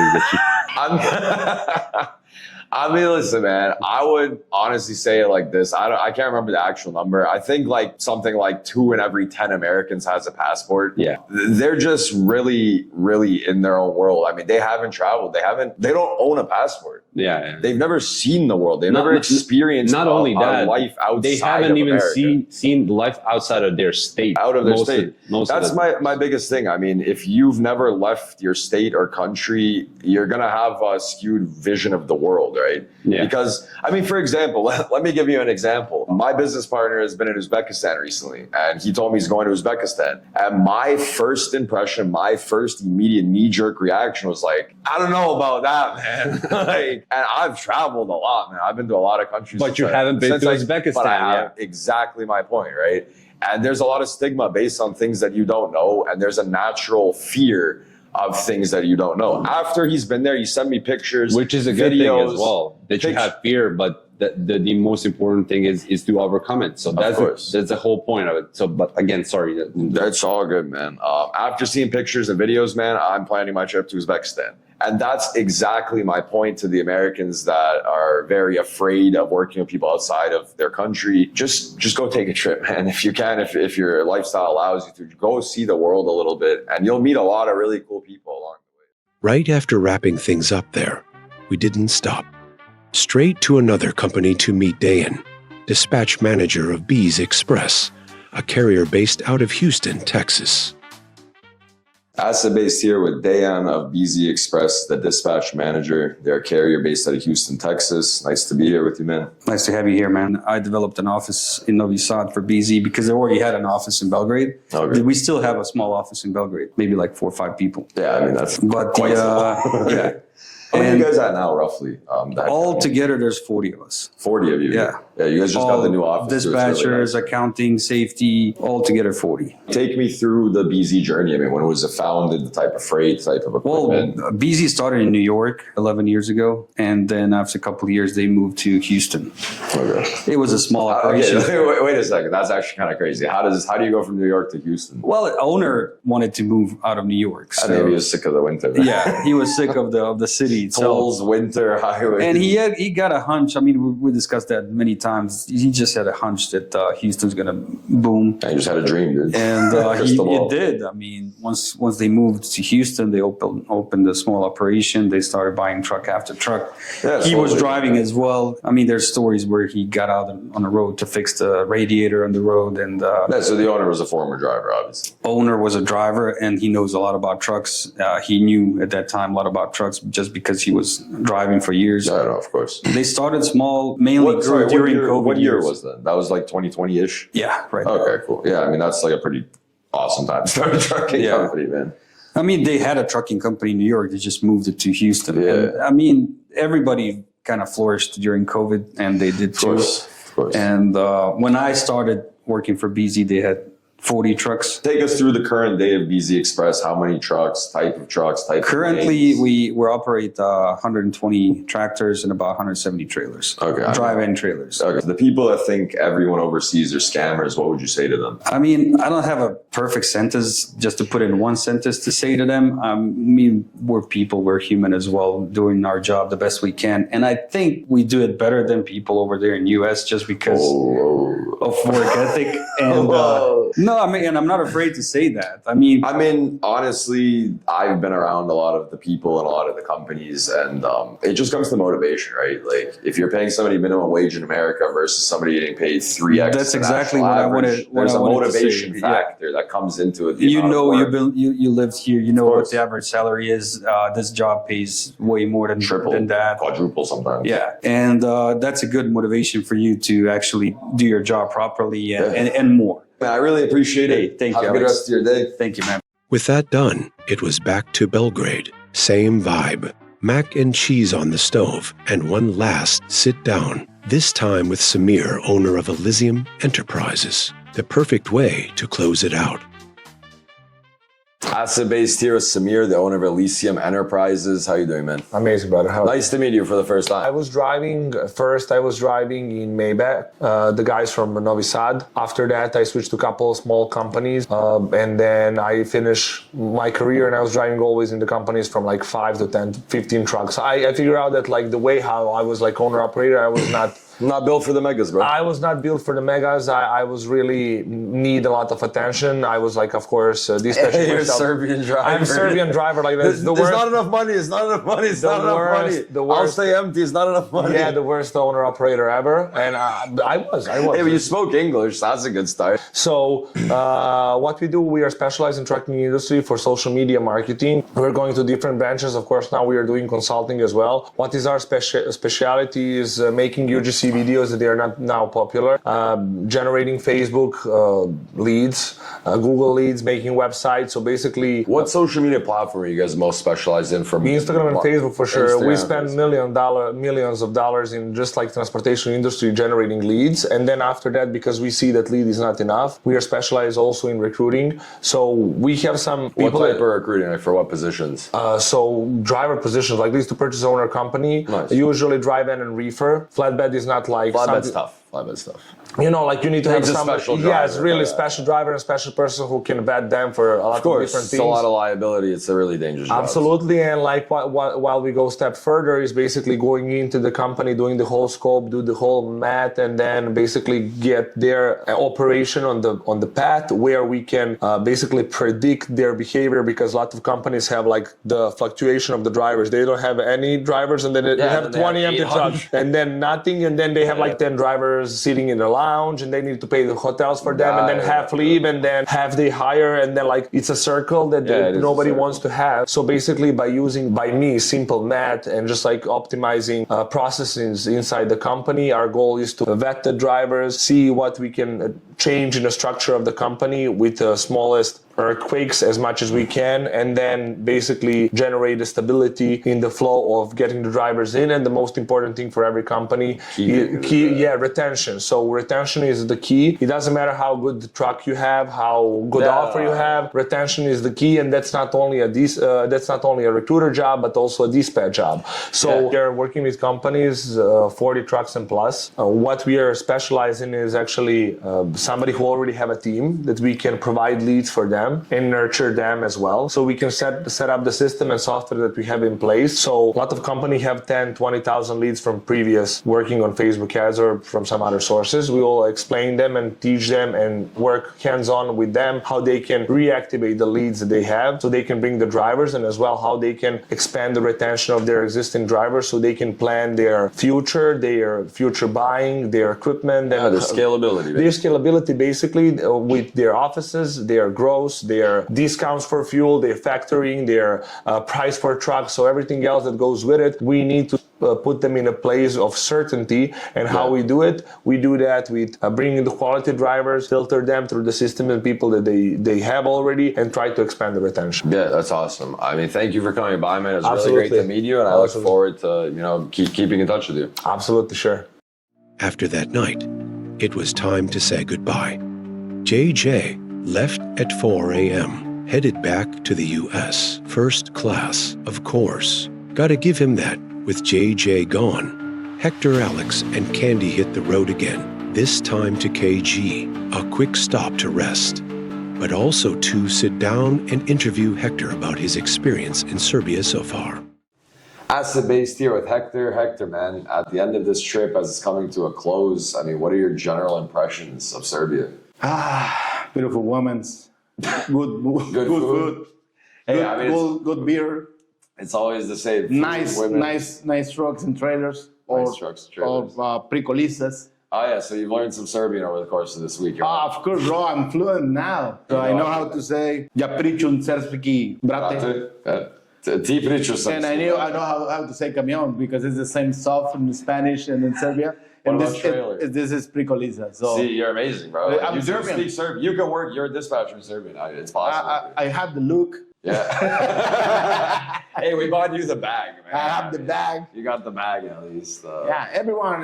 I mean, I got a haircut like 1 hour ago, and the guy. Yeah, I forgot to ask you about that. So, how did that experience go? Not speaking Serbian. I mean, you do speak Serbian, but I mean, how was it for you guys? Yeah, I got there. So I entered this barber shop, and I say, "Hi, how you doing?" And they was like, "No English, no English, no Serbian." So you just didn't talk to them? So I just put my finger in a picture and just sat down. And I sat down. Hey, but you look great, man. So obviously it works for you. Serbia, a lot of people do speak English. It's just the city that we're currently in is one of the cities where English isn't as available. I mean, if you're in Belgrade, if you're in Novi Sad, I guess maybe even in Niš, you'll find a lot more English-speaking people, especially in Belgrade. But the city that we're in is kind of a smaller city, and English is not as available. But most of the people, he asked me, where you're from? I said, Serbia. Did you say that? You didn't say that. Yeah, I say, oh, really? No, bro, I'm Mexican. Can you tell? I'm not surprised, because it's one of the countries with the best quality and services, in transportation services in the world. I think as far as dispatch, especially on the dispatch side of things, I think Serbia, from what I've been around, what I've experienced, and obviously this is the first journey, we're doing Serbia But obviously, I want to be able to go, to Bosnia, to Macedonia, to Poland, to Uzbekistan, to all of these different places. And we'll revisit my opinion when we get there. But from my opinion, I think we're one of the strongest dispatch outsource countries in America. I can say that. There's a lot of good people over the world. I mean, you can... And that's not throwing shade at anybody else. I'm just saying. And like I said, when I start going to other places, I will revisit my opinion on this. But I'm going into my 5th year here. I've been through a lot of these companies, seen a lot of I just want to applaud the effort they put in. I mean, I don't know if I can say they're the best because I have so many friends over the world that they're doing a great job. No, of course. But I will say that I applaud the commitment, the professionalism, and all the things that they're doing to keep their company running because it's hard. So it's a pleasure to me to come here and have this experience. And I can't wait to visit more places soon enough. Yeah, I'm thinking, either it's probably going to be Skopje, Macedonia, just location-wise is very close. I'm thinking maybe Sarajevo, Bosnia, again, just very, very close by. These are things very drivable, very easy to get done. We definitely have Uzbekistan. That's going to be something we want to do is pretty soon. Very soon. So Uzbekistan, Poland, and that's pretty much our next 5 massive projects. These are not small videos. These are time-consuming. These are productions. So, 5 projects could take us 5 months, could take us 5 years. But help all the people who has trucking companies or trucking service companies in these countries reach out to us, of course, so we can meet them, shake hands, make new friends. It was absolutely amazing, this trip, and meeting you and meeting JJ in real life. It was just. You can't explain it. The things we're doing and the things we want to do and are gonna do, and our roadmap for 2025 is, it's just, I don't know how to put it into words, man. I'm just happy to have you sitting in front of me. Yeah, I'm happy to. Oh, that's it, Hector. After Hector's interview, they got some rest and headed back to Belgrade. No time to waste. Bags dropped and straight out to finally see the city.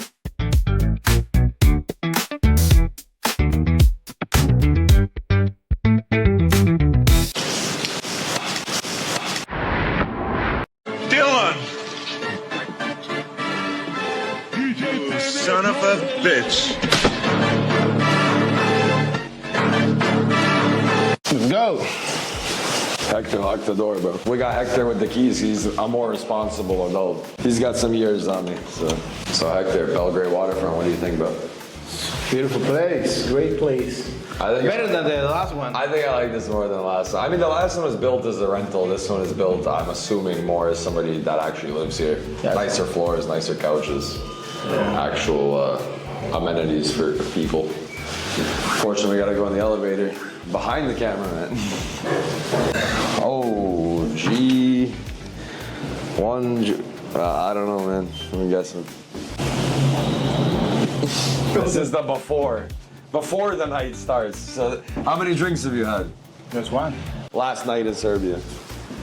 For Hector, not for me. I'm always here. Ciao. Ciao.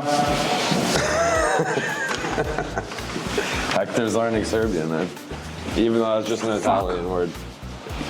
All right, Hector, bro. Cold as fuck again.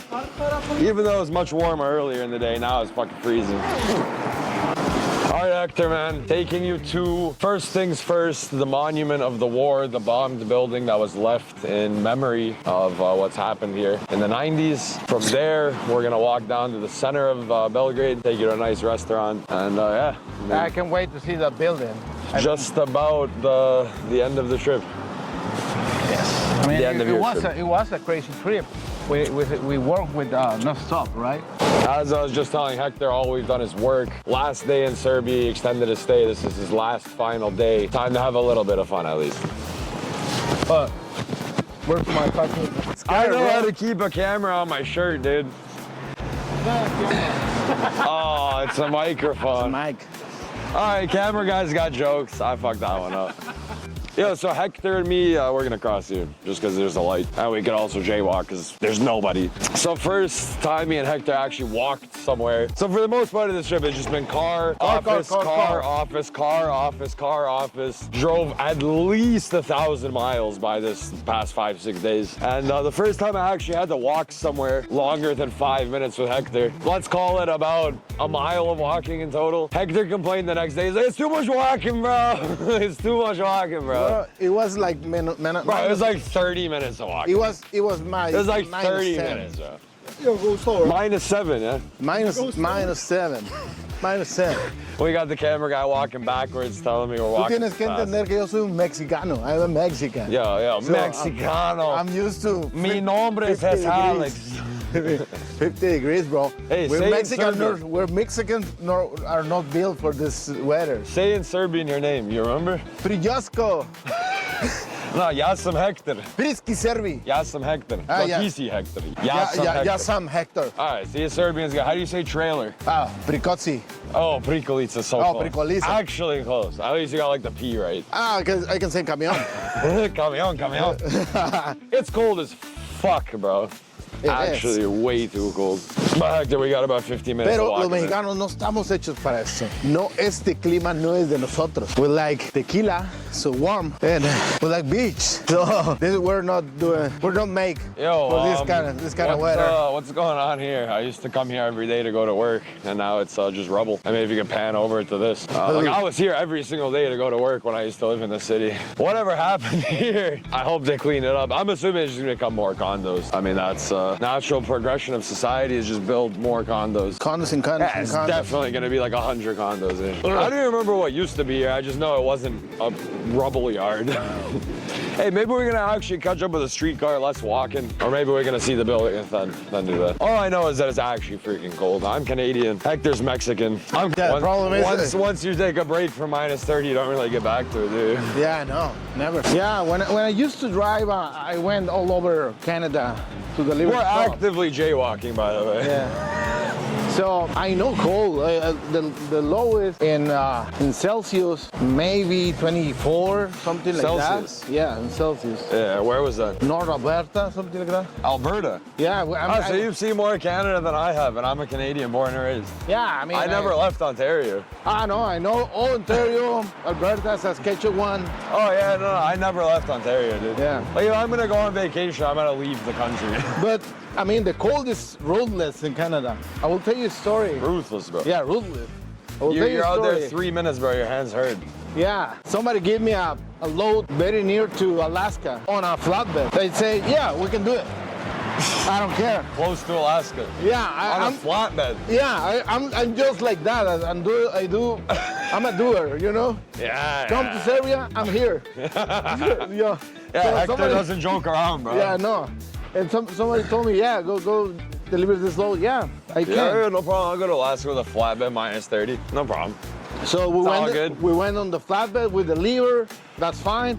And they say, there's a load back, but it needs to be tarp. Yeah, I don't good luck care. with that. I don't care. Give it a load. Yeah, it's probably like 8-foot tarps too. Why not? But there's this guy, Pakistani, who gonna tarp it for you. It's only $30. Yeah, that's a steal. Yeah. That's a steal. The guy was in flip-flops. In flip-flops, tarping your load, -24. To other guys, because we're Mexicans, we pride or... We're Mexican. No, Mexicans, we are proud of or the labor of doing the stuff with their hands. And I say, fuck it, I don't need a guy. I'm Mexican. You wanted to suffer. And I paid him suffer. $60. Bro, I Hector, suffer. also, not to cut you out, what do you think of the statue, bro? Is that Jesus Christ? What is... yeah, I know. Hector decided he didn't want to pay $30 to have a guy tarp his load in -24 Alaska.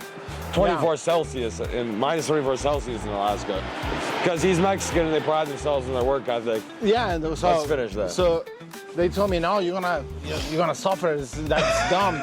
Yeah, that is dumb. I'm telling you, Bro, that is dumb. you don't know. We're $30. I'm Mexican. I will not pay for that shit, right? So I would have paid him double. I'll buy it. I know that now.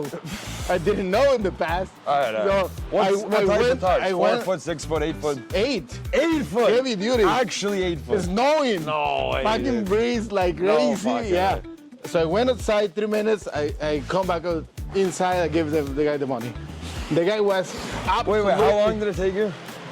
Me, 3 minutes. 3 minutes. This is like I'm Mexican, we work hard. And it was out of pride. Like, I know coming back, I know coming back. Yeah, I'm done with that. Dropping cigarettes on the road. No, I'm smoking too much. I paid the guy was a beast, a fucking beast. Hector, we stop 1 second here just to have a nice backdrop. What do you think of the statue? Hector, here. But that guy is so in post-production, we're gonna figure out what that is. We're all gonna learn that together. I mean, it's like something biblical. It's something. But it's landing something? What it is, I don't know, but we'll find out. We're almost to the building that we're trying to get to. From there, we're gonna take a streetcar to the side. Please. Because Hector doesn't like walking. Same as he doesn't like tarping 8-foot lows in Alaska. Nobody would never like. It takes Hector about 3 minutes to walk to be mad too. So. To realize that was a dumb mistake. We're gonna start calling Hector the 3-minute man. The guy was a beast. He put the top on the shoulder and started tarping and flip-flops. Yeah. He was a Pakistani guy. Safety third, bro. Oh, the guy was crazy. Hey, Candy, if you could turn around. You see this big brown building? That was my third or fourth. That's the building that brought me to Belgrade, actually.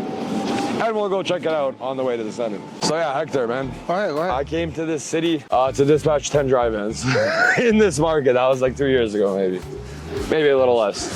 Everyone has a story to start, you know? Of course. I mean, I wasn't a start, man. I was halfway through my current longevity of my career.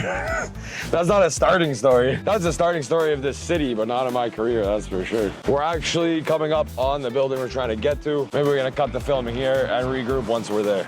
There's your building, Hector, the bomb building, the memory of the war in the 90s. Obviously, it's not the best to see in the nighttime, but we've just been on it so hard, it's all we could do. They cleaned it up, they left it how it was. Look at it. Awesome. It's actually much better on the camera than it is with your eyeballs. This is just what it was, bro. This was, the country got bombed in the 90s by NATO. They left this building as a memory so we never forget that situation's here.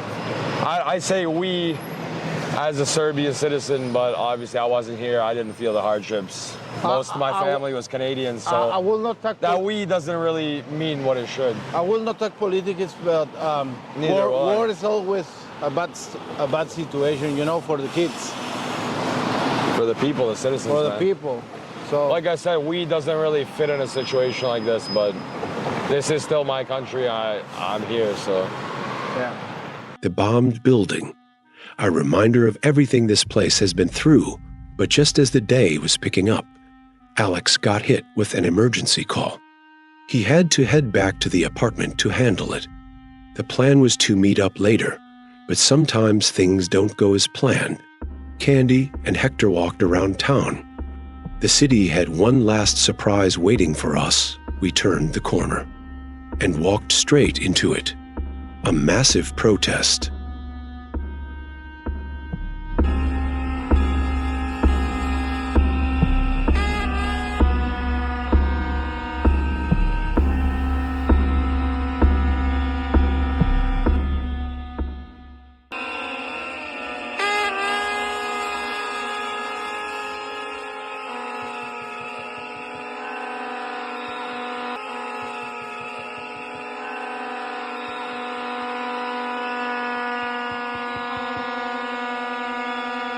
Esto es algo de lo más raro que me ha pasado en los viajes que he hecho a lo largo en el mundo de la transportación.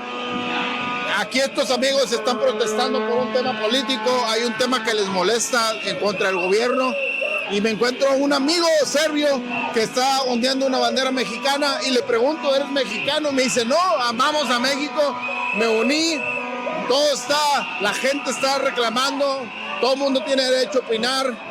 Pero lo que me impresiona es, de la nada alguien dice, yo amo a México, estoy con ustedes, estamos contigo, vamos a darle. Vamos a ver hasta dónde vamos a ir a protestar.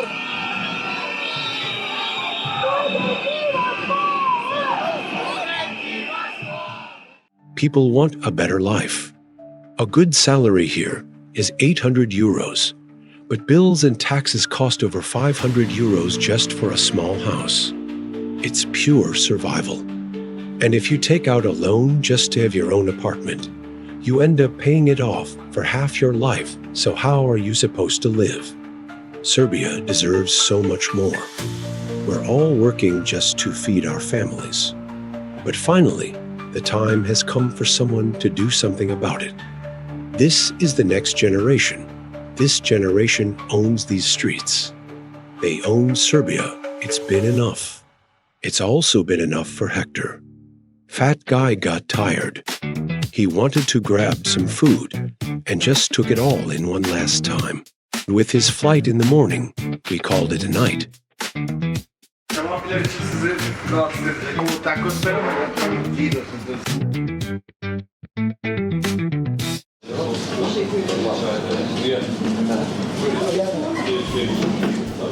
How can I say the same she had? How can I say the same she ordered? Isto kao i on. Isto kao i on. Isto kao i on. My friend. They speak English only. But I want to try my Serbian. Prisko Serbian. They don't know Serbian. Prisko to je Serbian. Serviri. They don't know Serbian. Online is no Serbian. You're blocking me, bro. You know, you're blocking my Serbian. You know, I need a bad cameraman. Necesito otro camarógrafo. Me está bloqueando el serbo este vato. I'm a cog blocker. You can say that. Hey, so one euro. One. Can I have the same that she had? The one of the last girl. You mean like chicken belly? Yes, that one. Okay, sure. You want more meat? Gyros. No, give me two of this one. Gyros with tortilla. Two those? Yeah. With chicken? Yes. No, that chicken? Yeah. Okay, yeah. Some drink? You want some drink? Yeah. What do you want to drink? Coke. Two Coke. Okay. 1,500. And give me one. What else do you recommend? Jalapi, definitely. This one? Yeah. Okay, give me one of the. No te preocupes, dame comer bien y ahorita te enseño. Ahorita. Gracias. Mi hermano. Hey, we just find this protest, and yeah, and it was a guy with a Mexican flag. Can be from Mexico? No, I shake his hand and, hey, you from Mexico? I'm from Mexico, and he said, no, I'm Serbian. Why the flag? We love Mexico, bro. No. I don't know. Nothing sweet. It's not sweet. Yeah, just spicy. That was the closest that we find in tacos. But good, it's beautiful. No, it was fun. It's not your fault.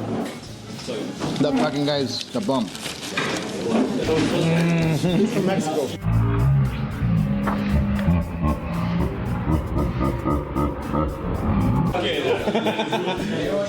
In Mexico, I will punch it at the first moment. Boom. Here, I don't know the laws here. Yeah. That night was our last one together. After the laughs, the stories, and the silence that followed, Hector left the next morning. And just like that, the crew was gone. But Alex had 2 more stops to make. The typical American dream. Henry and Diva Malukas, the owners. Henry came to the States back around 98, 97. Began driving the truck himself, and one thing led to another, and now he's got 9 brands and this massive enterprise, right? He scaled HMD trucking to what's now about 300 trucks fleet. And then we've got Benefit Trucking, which is our kind of our endorsement division, right around a couple hundred trucks there as well, going on 3. And then HMD LLC, which is our open equipment division, so flatbed, step decks, kind of stuff. Yeah, so we've got about 700 trucks now within the enterprise and 1,300 trailers. The dry vans are shared between the 2 asset companies, the dry van asset companies.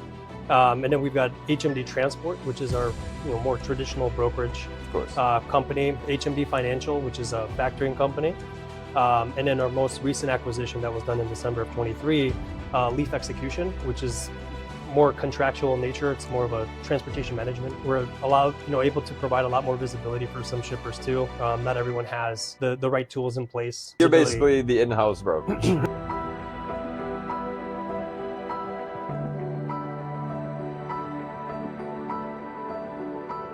There's a group in Skopje now, and we have in Belgrade. They're the ones pulling in clients, and they're the ones like giving that a fuel for the customer sales reps. Of course. So they're not stretched. We've kind of managed to customize it.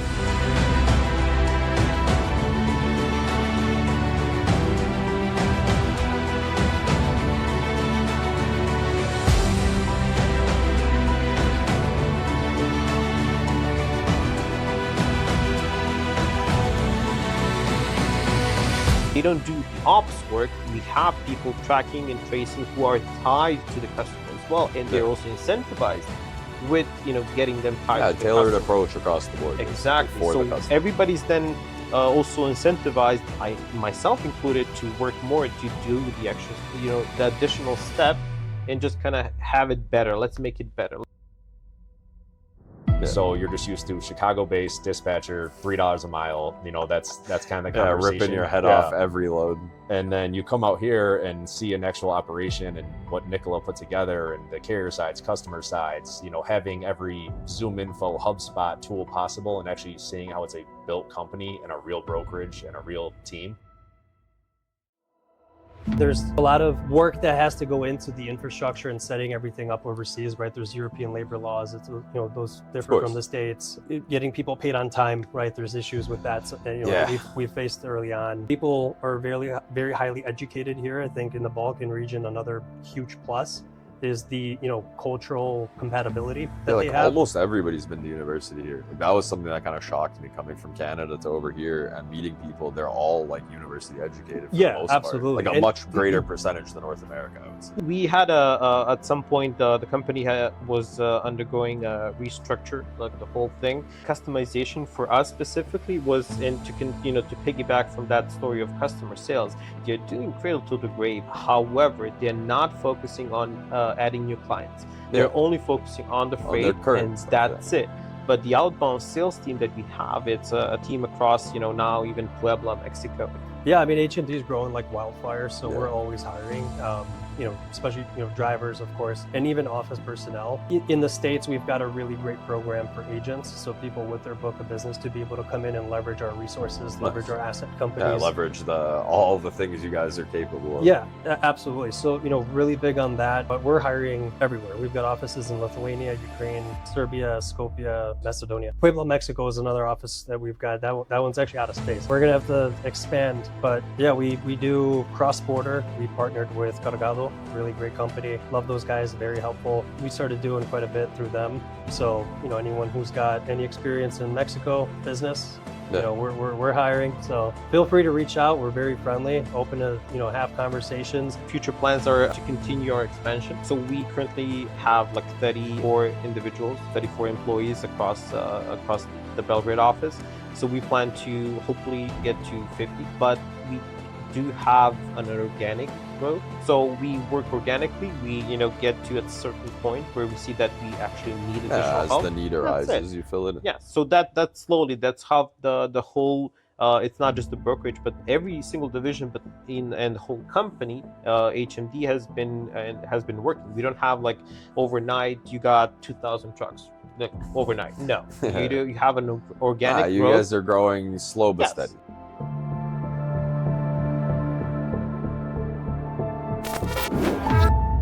One story down, but Alex wasn't done. The company started on 2020, March 30th, and we are actually celebrating 5 years in business this March. We are counting around 40 trucks right now, planning to expand on 10 more in the next couple of months. We are only calling dry vans as of now, and mainly meaning on expedited shipments.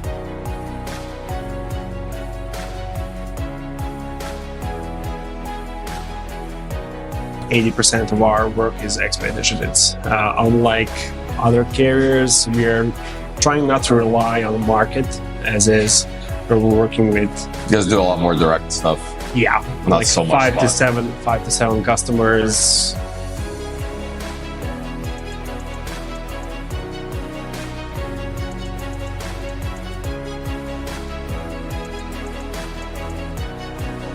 Yeah, we were based in Chicago, Bridge, Lemont, and we were moving down to basically border, Laredo, Brownsville, McAllen, far all the way to El Paso. We got there all the way through Kansas City, Chicago. We used to do a lot of AZ loads. We are hitting the southeast pretty hard in the past couple of months, even now. So to be honest, we are mainly doing auto parts.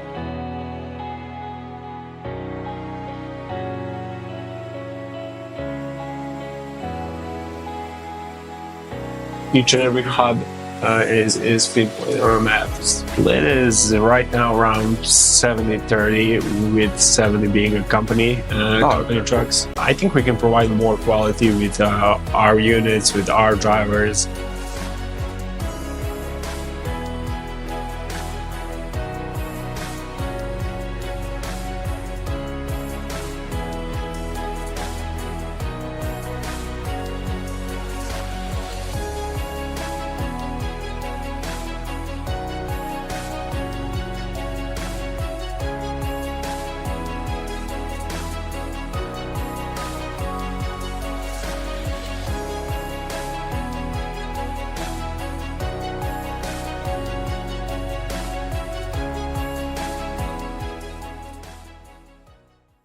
This video was brought to you by OTR Solutions and Purple Squirrel. Was it all in vain? My world revolved around you, now it's trapped inside the pain. Maybe I should stay in the dark after you had it to a place too far away. Now all those crazy thoughts are gone.